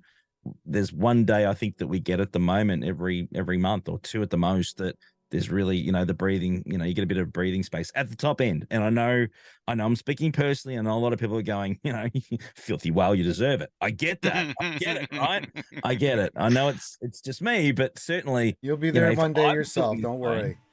If I'm feeling this way, well, I know there's a lot of other players in the same position as me. So yeah, certainly it's relentless. It absolutely is than it used to be, for sure. Yeah. Boss, I think you already answered this, Clayton. Carth, are you ready for TV to be over for the week? I mean, yeah. Yeah. That's all you need to know. Andrew's on a question. Should they change the fleets to 3 only in Kyber 1 and 2, or up the fleets in Kyber 1 and to 2 to 4? We get a few more ships. I see them definitely jumping it up to 4. I don't, yeah. This is 100% the reason why I think a new division is required. Because for whatever reason in their coding, it's the whole division that gets hit with the changes. That's why all of Kyber got with 3 fleets. So if that's how their coding works, then just create a new division, let the people at 11 million who have, you know, the 9 fleets ready to rock and roll, let them play together. Yeah. Don't punish everyone else in Kyber, because then it becomes too much to manage with everyone having to have 4, right? 4 fleets is a lot for accounts that are at like 7 million or below, even 8 or below. It's a lot. Keep it at Kyber 1, keep it at Kyber 2, but we said that when they first did it, like, just no. Kimmy baby question. I was 8.3 million with 3 GL squads, and my last pun was 9.8 with all 7 GL squads. How is this allowed? That's one of the things we just talked about, Kimmy, about the matchmaking and how people drop, right? Like, we're getting squished whether we like it or not. You know, if you're in Kyber 2, Kimmy, and I get dropped from Kyber 1 to Kyber 2, nothing I can do. It's just the way the matchmaking works. You know, I don't think it should be allowed. You know, I don't like it. I don't like it when I have a huge advantage on my opponent. I just don't. I don't find it fun. You know, on the flip side of that, on the, you know, to counter that, and I mean, the squish is certainly a factor in this case that you're talking about, Ranger. But the other thing to consider is there's a reason they're at that level, whether it's that they're not taking GAC as seriously as you are. That's the other side of it. They might not actually just be playing it. A lot of people don't play 3s; they just play 5s. Yeah, they drop down because of that, and then climb back up in 5s again. So, you know, in most cases, you know, I've certainly seen people, and I've gone up against them. I've gone up against a guy who's 12.5 mil. And just hates 3s. And I'll go in there thinking, holy crap, this is going to hurt. This is going to sting. And does one battle and that's it. And you win. Like, this happens. So, yeah, there's generally a reason they're at that level in some way, shape, or form. Taking the squish out of it, you know, because the squish is a squish, right? But overall, if a high GP player is in Kyber 2, 3, or 4, there's a reason they're there. They don't give a stuff about GAC. You can roll over them, you know, certainly. Yeah. And the only part that sucks, of course, is that it's, you know, if they just put a giant FU defense right down, all 7 GLs, you know, Malgus, Starkiller, all that stuff, and then you got to deal with it. And all they have to do is like show up for like one zone. Yeah, those days suck. Yeah, but they do. The theory is that you should never consistently have those battles, and there are always outliers to that statement. I know the second I say it, there'll be 4 people in chat going, well, I had 3 rounds where there was more than 3 million GP difference in a row, and I'm like, all right, so you got unlucky. But those three people weren't playing 3s, and you're in the middle of 5s right now, and they're climbing back up again. And unfortunately, it's horrible, but you're in the way. I mean, it's a horrible situation. Make no mistake. There's not much you can do about that. If people don't want to play and then all of a sudden turn up and decide to smash heads, unfortunately, there's not a lot you can do about it. Is it right or wrong? That's the game. What can I say? You know. Again, fine tuning the matchmaking is something needed. Oh, 100%. It's tough, but there's generally a reason they're at that level, in most cases. Kimmy Baby, question. Is CG afraid of my Night Sisters breaking the raid again like I did the Sith raid? No, I just think they picked certain factions that were aligned with the raid on Tatooine. The Great Dragon raid, certain factions are from Tatooine and stuff. They're just keeping thematic. Are they afraid of the Night Sisters? Dun, dun, dun! I want Merrin to come out, and I want Merrin to finally help us knock off that bloody freaking assault battle, yes. Right? That's what I want. I want to see the Sisters finally beat that damn assault battle, because it's driving me insane. That's what I want to see. I don't know about anyone else. God, I go you. Hey, Big O. Big Orlando's here. This High Ranger and Skirus. Hey, buddy. Kazakage, but it's too easy. This question: when will you guys Relic 9 Ethkoth Illuminar # make Ethkoth great again? Done. And we're just going to move on from that. Okay. Thank you for wasting our time, Kazakage. We are now all dumber for having read that question. I award you no points. May God have mercy on your soul. It's done. It's done. Yeah, he kind of did it, but not because he wanted to. Yeah, he was forced. He was browbeaten into it. Next. Yeah. LBC question: a few months on or now, what do you think of the new TV as far as operations, less combat waves, etc.? I mean, my guys are really enjoying it. I don't know about everyone else, but my particular guild is actually performing better than they thought they were going to when it was released. Make no mistake. So, I like that it's only 2 waves. I think that's certainly better than 4. Unfortunately, a lot of them still, with the teams we're using, a lot of my guys are still, and it's not great, but they're doing it on auto. In many cases. There's certainly a lot of coordination with it. The operations are rough, but we're at the start of it. As we go along, we're progressively going to build up those characters for the platoons that we need. I think that that's obvious. But I think that it's going to be really tricky. I think the highest guild at the moment is getting 41 stars. That's more one. I think is getting 41. So there's still a long way to go to actually max that out. Like, there is some serious work to do. And we get into those last planets, you go in and you just die. Like, you don't even get a turn. It's like that. So they've certainly set it up for future proofing at the moment. I find it a good challenge. I think it's really cool. I mean, it's working out the best path, I think, is great. Using the right team and the right combination, people are starting to come up with the teams that work. The operations, I think, is certainly the biggest challenge in it at the moment, isn't it, boys? Filling those platoons makes such a huge difference. They really do, Well, I think, Karth, our guild, I mean, we're pretty locked in through phase 4 with the people that have the relic 8s and 7s, phase 3 and 4. Our big thing is getting, like, for me, for instance, light side, I'm covered. And I have a lot of relic 8 and 9 that I can contribute for phase 4 and 5, but then I don't have enough characters that relic 8 and 9 past phase 4 to really contribute much. Well, light side I can do the light side battles, and I usually go, no problem there. But looking at my dark side, I'm just trying to get my dark side characters as many to relic 7s right now for phase 3. Then I'm just religiously farming impulse detectors. One, because we've got Outcast is coming up, and we got the GL coming up for one. But I know I'm gonna have to make that big push for relic 8 for us to get through phase 4, so we can platoon operations.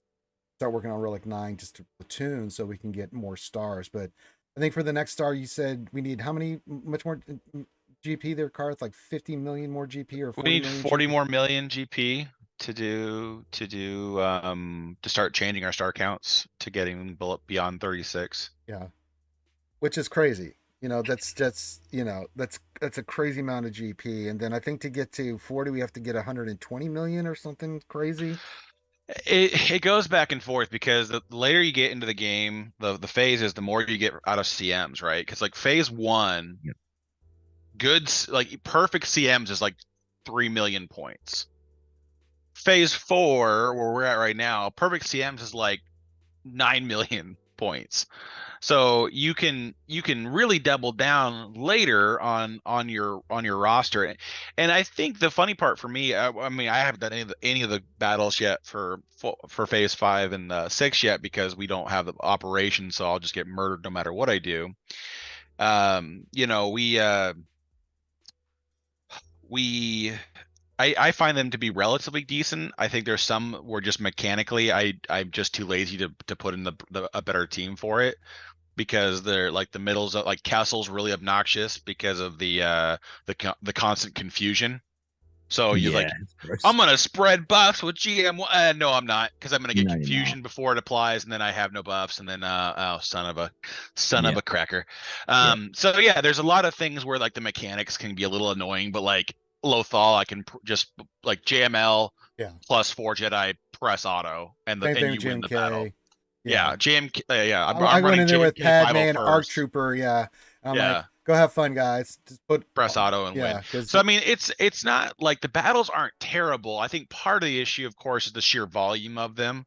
So like some like phase 2 and 3 for our guild is a real struggle, because A, there's just so many battles to do, and B, we have to have like 80% completion rate to get our stars right now, because we're 495 million GP. So if we had another 20 million, we wouldn't need to worry about it for anything. But that's just kind of the point we're at right now. But yeah, the battles aren't terrible. It's literally, I think it's the advantage of having the same battle every time, is all you got to do is remember what team you used. Yeah. Open a loadout, phase blank of the new TB.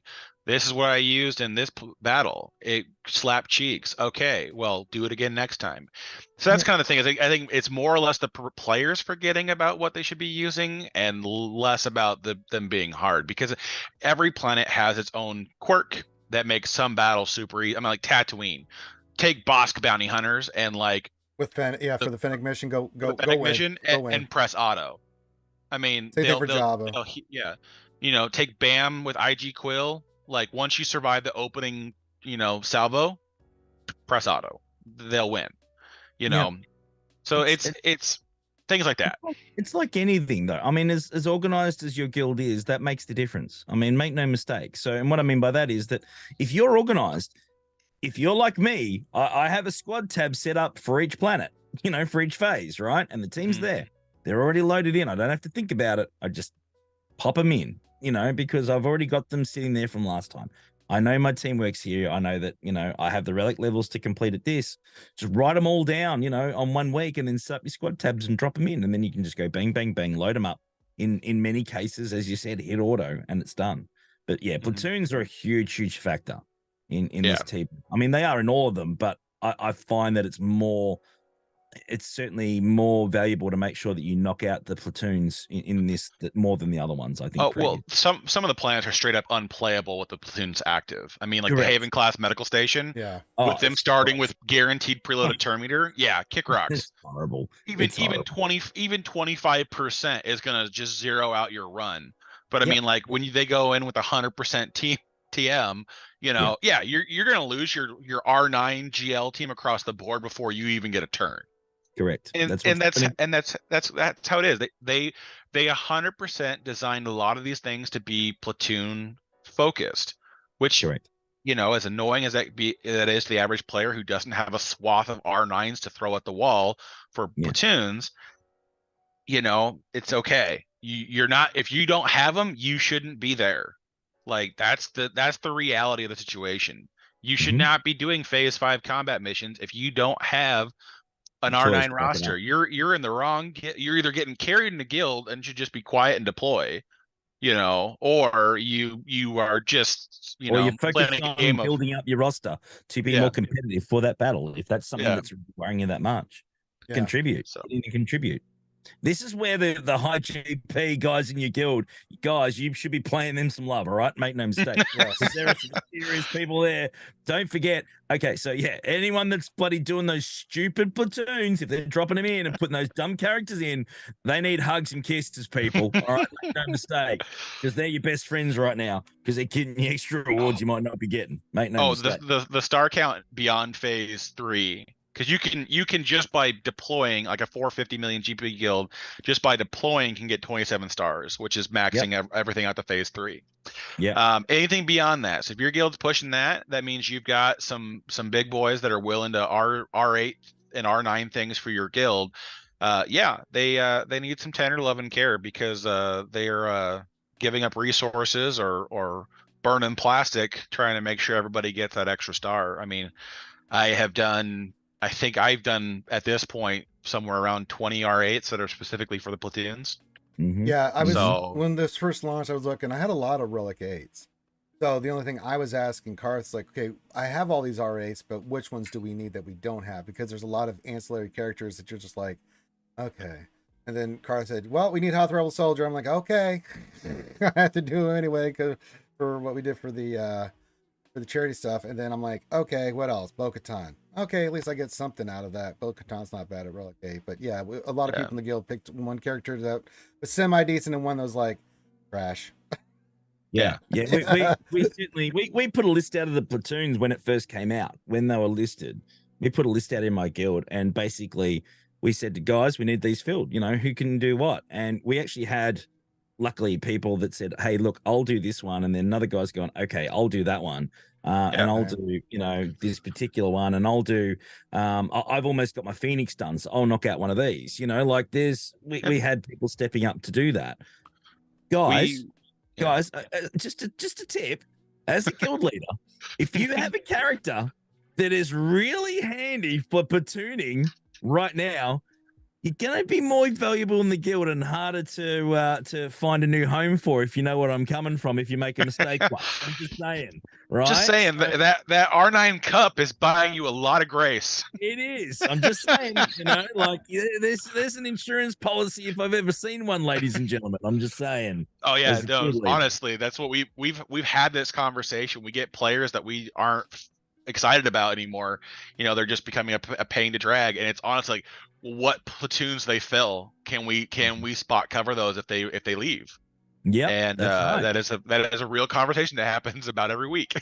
just throwing it out there, guys. If you've got the toys that are needed, it's going to be a lot harder to if you make a mistake, you've got a little bit more grace period than you probably would without it. I'm just saying. I was very impressed with our guild when it came down to it, because we threw out the list and we made it 100% voluntary. We weren't going to force hands on people picking up, giving people a bad character, and we got everything volunteered for. And the only reason I think like myself and a couple other people we did extras was because we wanted the rewards sooner, because we were trying to get everybody to kind of like, I think our initial target was to have everyone done by the end of February, and we are at that point. Everybody finished their stuff, but it's been quite nice to have multiples with those platoons, because sometimes somebody's not available, sometimes you misclick on the character and you put the wrong one down. It happens. 100%. And you've maxed out your platoon, so you need somebody to cover, and that's fine. Not a big deal. It's been great. We are, like I said, we are still months out before we ever even see phase 5 platooning. So I mean, that's what we're working on right now, is getting the phase 5 platoons list ready to go, and be like, all right guys, some of you guys get it really easily. That R8 cup you did for Kessel, you just gotta take them to R9 now. Some people are like, yeah, you're that close. Some people, it's going to be worse. It's like, hey, that R5 you did? Yeah, it's R9 now. Yeah. Good luck. So, good luck. I got a couple more questions here before we get out of here. Wrapping it up, so get your questions in quickly. Meow, yes, you get pats. No one will give you kisses. We'll give you hugs and pats. What else in 3 question? What teams are you most worried about seeing on defense in 3v3 next GC? Nothing. At this point, I've seen it Chieftain, all. Warrior, and Bubba. That's about it, because I just haven't seen it yet. New things come out. It's always certainly a bit of a challenge to get your head around them. Certainly. I feel that that Zoreg could be a bit of fun if you got Rose as well in 3s. That could be a bit interesting. Yes. There's certainly some teams there that you're going to look at and go, "Ooh, not quite sure about that one." So there's certainly going to be some surprises. But we're getting head around the new set of crons too, and that's always exactly. That's what I was going to lead into. The new crons are going to be the ones that are going to give us the most pause. So it's like, how is the CLS 3PO Chupio team going to be with Chupio's cron, right? How is it going to be facing Zori or Finled, resistance with the Zori cron or the Rose cron, either or.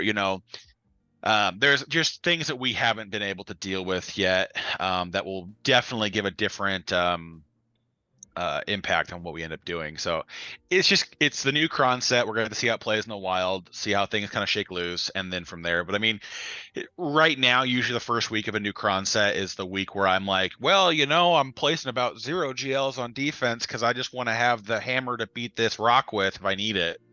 I'm willing to try other stuff out, but I sometimes you just need to see how the battle runs before you start going, okay, well, I can use CLS here. Oh, okay, well, I could use, some geos and they'll just walk over this.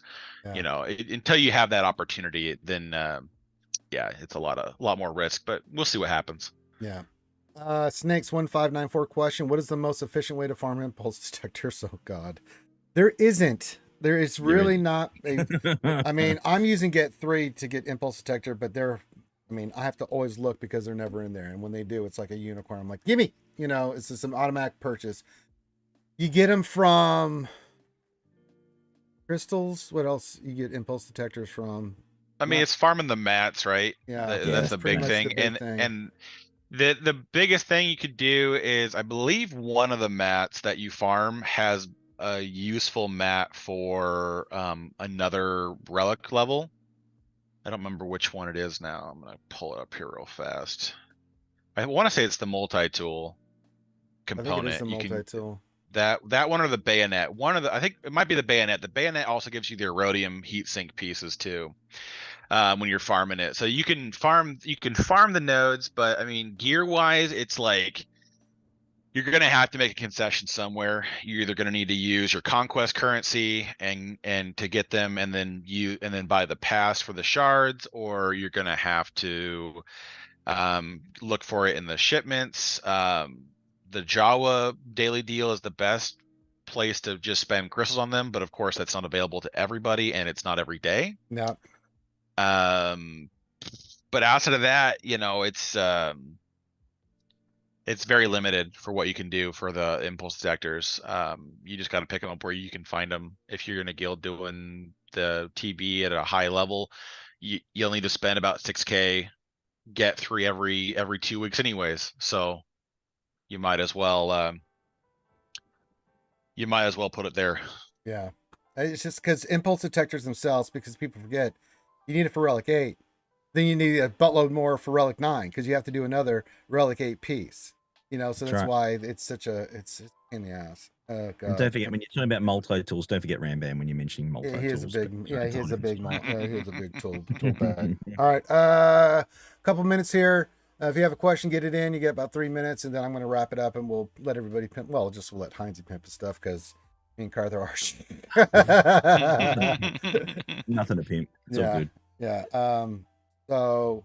Not here for that. Yeah, so you have 3 minutes to get your questions in, and then we're going to wrap it up. And then you guys can enjoy your weekend. We will be back tonight. I'm going to check here real quick if we're still on for tonight. I'll be back later tonight for the Wild Mount campaign. Yeah. Who's hitting me up here? Okay. Whitefly's showing off his resistance. You can. It's awesome. Yes, he's just sent a link. I'm like, okay. What's wrong with that? Yeah, that looks awesome, Whitefly. I might have been bitten by the Zori Bliss bug. Oh, she's so good, man. Dude, so good. Dude, I in the last lot of 5s, I got stuck with a Ray, Ben, and I think it was Finn, all 3 of them. Zori went in and blitzed it. Absolutely blitzed it. It was unbelievable. It is insane, the output on that team. Yeah, I was really I just threw it in Hail Mary style. Like I didn't think I would get through because I'd already chucked 5 teams against it, and I needed it to clear the zone. It was like the last team sitting at the back, and it absolutely blitzed it. I just couldn't believe it. I was stunned. I really was. I run Finn lead with the Resistance Hero bros, and then Rose and Zori. Yeah, get those handbag boys out. Love it. Yeah, get them out, and oh my God, well, because Finn's sitting at like 360 some speed, I think, or I want to say. Yeah. And so it's like with a 35, I outrun like every single Rex in the entire game, and then it's off to the races, man. It's just that team once Zori gets her first turn, you'll delete somebody with her mass assist because the exposes are getting procced faster than you can apply them. Yeah. And it's just like God. Okay, next threat. Oh my God, it's a great team. I am wildly impressed with how well that one character does, and she still has some plug and play viability, with the smuggler aspects of her kit. But yeah, I'm looking forward to it. I like what the team does right now. All right, last thing we'll say here is from our good friend Helenix for heinzy. He says, I have a question for heinzy specifically. Why, oh why, my Australian Adonis brother, why do these customers fail to understand that Jedi Academy is on, my guy H is on the panel? Love you, Helly. You know what? Mwah, you're a superstar, man. But sorry I wasn't able to chat today. No, I'm sorry I can't get here more often, guys. See, your winter sucks for me. Like, clocks are really crap right now. Like in your summer, at the moment about it's like about another month or 3 a.m. But see, in your summer, my winter, it actually flips the other way. It actually starts at like 12:31 a.m. So I can make it more during your summer than I can in winter. So I will be around more during your summer soon. I just struggle obviously this time of year because I like to sleep. Like most normal human beings, clocks are crap. So I'm sorry I'm not here more often, guys. Make no mistake. It's not that I don't want to. It's just that I'm asleep. There's nothing more I can say. And you can see plenty of us on heinzy stream on Fridays, which we're going to get to pimping right now. So heinzy, we had the Friday night stream, but you got other streams and stuff going on. Pimp the stuff for. Oh, dude, no, it's all good. I mean, you know where to find me. I mean, I don't have to worry about that stuff. I'll do it because heinzy's being lazy. Okay, so you have Rogue Actions with Grid on. Usually comes out Monday or Tuesdays, depending on. Yeah, no, it should be Mondays. Yeah. Grid was lazy last week. He was moving house, so it got pushed back. But hey, we got it out though. We got it out, which is good. But yeah, it's good to do stuff. I'm glad to see Grid still involved. You know, the way he can be with everything he's dealing with. So it's been really yeah. And then Thursday, Mondays on JC you have the. Well, Monday normally we hang out with TJ, which is cool. That's always a lot of fun on GAC weeks, and then Hershey on Wednesday. Try and catch Lego when we can, but he's struggling with his new job as well. So and then Hershey's Fridays with me more and more. Oh god, Fridays. Yeah, we just get to watch Ranger just, tortured with shoeies. It's fantastic. It's brilliant. I was just going to say, if you're at a loose end, Carth, hit me up on a Friday night, mate. Let's have a couple of drinks and jump on the stream, brother. Oh, sure. Oh, yeah, Carth. Yeah, no, I'm usually around. It's just it just depends on what's going on. But like since Ranger started doing with you guys, I didn't need to be around as much on Friday afternoon. So I just kind of was like, Well, what do you reckon, chat? Do you want our boy Carth to come on and he has to be thirsty? You know the drill. Oh, I'm always thirsty. Yeah, that's my boy. You heard the better question is finding a shoe that doesn't have dust in it. Yeah. It doesn't matter. Grab some Fosters. It's still going to be more fun that way. Yeah, so it probably tastes better. Let's get our boy Carth. I think I've tasted some lint. Yep, toe jam. And it'd be fun. It'd be fun, man. Let's get you in, Carth. Let's have some fun with it, brother. Let's have a few couple of quiet beverages and cause some mayhem if you're down. Yeah. I think that. Oh yeah, I like to egg on Rangers being tortured as much as you do, heinzy. So we can just easily just both sit in the sideline there and just tackle him again. Like I get up, I wipe myself off. Like, oh, that's a horrible hit, man. I'm glad that's over. I see Carth and I sitting there predator style, just the arm slap. Let's go, Probably the case. Okay, so for us, Monday through Thursday we do the lunch stream. You can check that out every Monday through Thursday. Fridays is happy hour. I always do the heinzy pre-stream. I call it the heinzy pre-stream happy hour, where the suffering starts. It always starts there. Then we rave into heinzy. Sounds messy. Yeah, it sounds messy when you say pre-stream. I'm just saying, it really is, man. You're into that kind of thing. Yeah, I'm joining Rams there sometime. A lot of people hang out. We just hang out on Discord if you're VIP and stuff. And then, of course, on the heinzy Friday night stream. Saturday, of course, we have the Jedi Academy. And then tonight we should have D&D. I'm not sure yet. I'll get confirmation for that. If not, don't worry about it. But we try to get those in. And then Wednesday night stream, the longest running live stream. Episode 350 this upcoming week. We've done 350 of those. Coming up on our 7-year anniversary, which in a couple of months will be 7 years. And then anything else? Tuesdays we do the Old Republic with the boys, where me, Carth, and Ram and BCM, we were doing the Old Republic storyline. Pretty sure I caught up to you guys. Yeah, we're still in Bel Salvis still, man. Well, we're yeah, halfway through. I caught the tail end of you guys' stream, so I think I know where you guys ended, so I think I'm caught up. Such a big planet. So God almighty, dude. Hey, can I just say quickly as well, man? Magnificent job with Earthrocker last week as well. Thank you. I know I mentioned it on the stream last night, but dude, that was chef's kiss, mate. Absolute superstar, man. Kudos. What we to do, you. man. I mean, this is what makes this community so amazing. Like, I'm just a catalyst, you know, but the community comes out in droves, and what we were able to do for Earthrocker and his family, I know they're very appreciative of it. Dude, yeah, you know, I know that this stuff just doesn't happen overnight, mate. There's a lot of planning and a lot of work that goes involved with stuff like that. So, mate, don't undersell it, mate. It was absolutely magnificent. Yeah, kudos to you, mate. Totally deserved. Just saying. Yes, and then anything else? Tuesdays. We have the lore series. The lore series, Star Wars lore with idiots, and I've got the next one up. I just have not had time to cut it. It'll come out this next week, and then we'll record the next one. Not this Sunday, but the Sunday afterwards. We'll record the next one, which should be, if we get $30 more in Patreons total. Patreon's been linked in the stream, in the chat. If we get the $30 more in Patreon, then Ram will, the next lore video will be on Mace, and Ram will be the lore master. Oh my God, we're that close too. Gee, I'm surprised Ram hasn't thrown $30 at you. I don't know. Can we change that if someone does $30, Ram doesn't have to do a lore video? Is that possible? Because I'd pay for that. No, I'm pretty sure people want to see that because I want my revenge too. God damn it! If you've listened to the lore series, you know these assholes put me through hell in a handbasket. Like, I'll tell them something, and I'm never prepared for it. Like, we were doing X Raccoon, and I told him about the cool scene where his master boss, you know, beat his ass with a stick. That wasn't the cool part for them. They were wondering about the stick, like the magical stick. How did he do that with a stick? And we had this whole thing now with the stick. It's all about the stick, Ranger. It's all about the stick, mate. We could go on for hours. My God. Well, you should have seen. Like, I told them about Starforge was just in the name of the base. You know what that is. And they're like, so that's where you make stars? No, that's not where you make stars. And it's been an on-running gag. You know, it's like, I would never have thought that they were going to be that stupid, but they are. Are you talking about the base of the stick? Interesting. Okay, yeah, interesting. Whatever floats your boat. It's just so much easier and far more entertaining to just throw out all Star Wars knowledge and just every time Ranger presents a fork in the road, just take left. I like it. What is the minor thing I can contribute to this conversation that relates to what you've said, but not Star Wars related?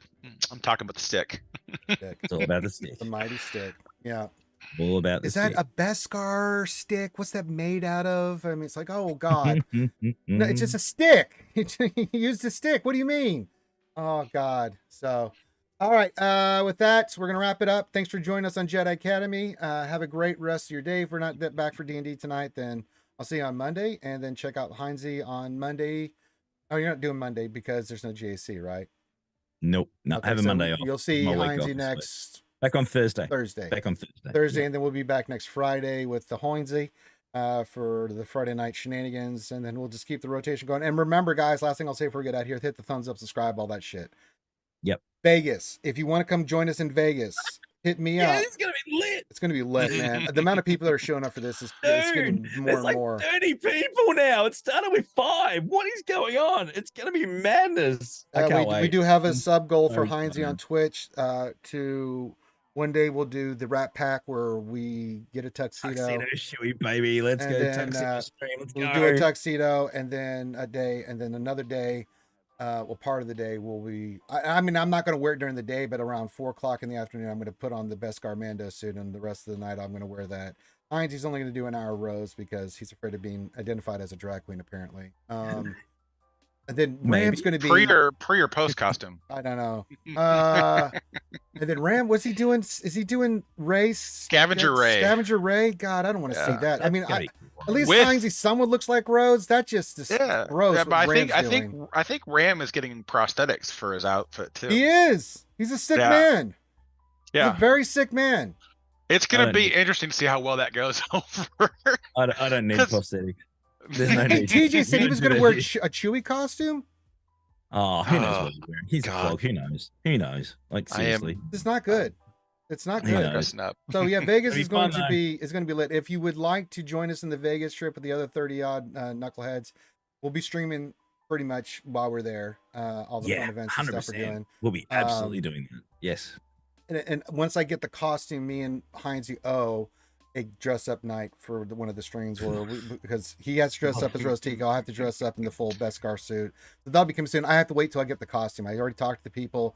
It'll be a couple more weeks, and then we'll get that in for you guys. So somewhere between now and the Vegas trip, you'll see that. And then, yeah, Vegas, if you want to become part of the Vegas trip, just message me or heinzy or Karth or anybody. We'll get you in the Discord, and you can get all the details about the hotels and the days. I think we're flying in on the 5th.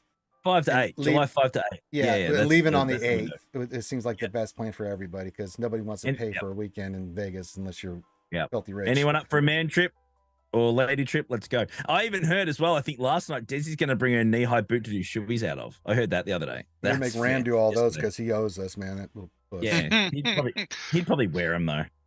Anyway. He probably already owns a pair. Yeah. Oh, no doubt. Absolutely no doubt.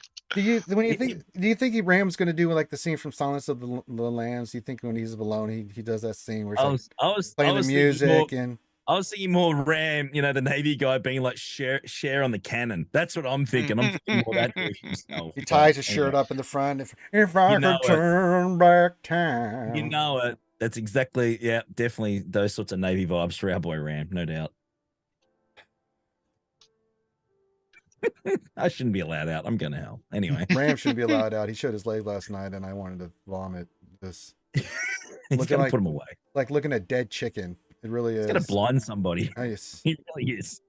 Going to cause an accident one day, and I'm going to hope I mean, isn't he an accident? I mean, what? What? Oh, you should have seen the comments last night. They were going in on him. Oh, savage. It was pills savage. And everybody else. Oh my God. Oh, yeah. They'd like to ride him relentlessly, and I just am here for it. He loves it. Make no mistake. Oh yeah. Don't you worry about that. He loves every second of it. Neo says, Ranger, have you thought about you trying to meet up with Mobile Gamer when you're in Vegas? I didn't know Mobile That would Gamer. be cool. Yeah, I'm down. I haven't talked to Mobile Boomer in a long time. I mean, we were in the guild for a long time. Yeah, That'd be amazing. Mobile Gamer is more than I had to deal with that. I got enough going on. I got so much. Yeah, it would be cool though. But logistically, we're only there for 3 days. If we can make it work, it'd be great. But we're going to have a lot to do as it is. But yeah, I'm 100% down to catch up with Mobile Boomer. I'm down for sure. We'll do it. I'm down to visit Padme's chamber. That's all I'm saying about that. You wouldn't be. Oh yeah. All right. We're signing off. So everyone have a great rest of your day. Love you guys. Thanks for being here. Heinz, go to bed. Karth, wake up. Why don't you put on a little bit of makeup? Why do you leave the keys on the table? I gotta do the things for the guild now. I've gotta say things about TV. Oh yeah. Have we had our deployments? Oh, I guess it's just. Oh, it's phase 6. We have no deployments, so I just gotta be like, here's the announcement. Yeah, there you go. Things now. Science and stuff. All right, everyone have a great rest of your Saturday. We love you guys. Peace out. And if we don't see you soon, see you when we see you.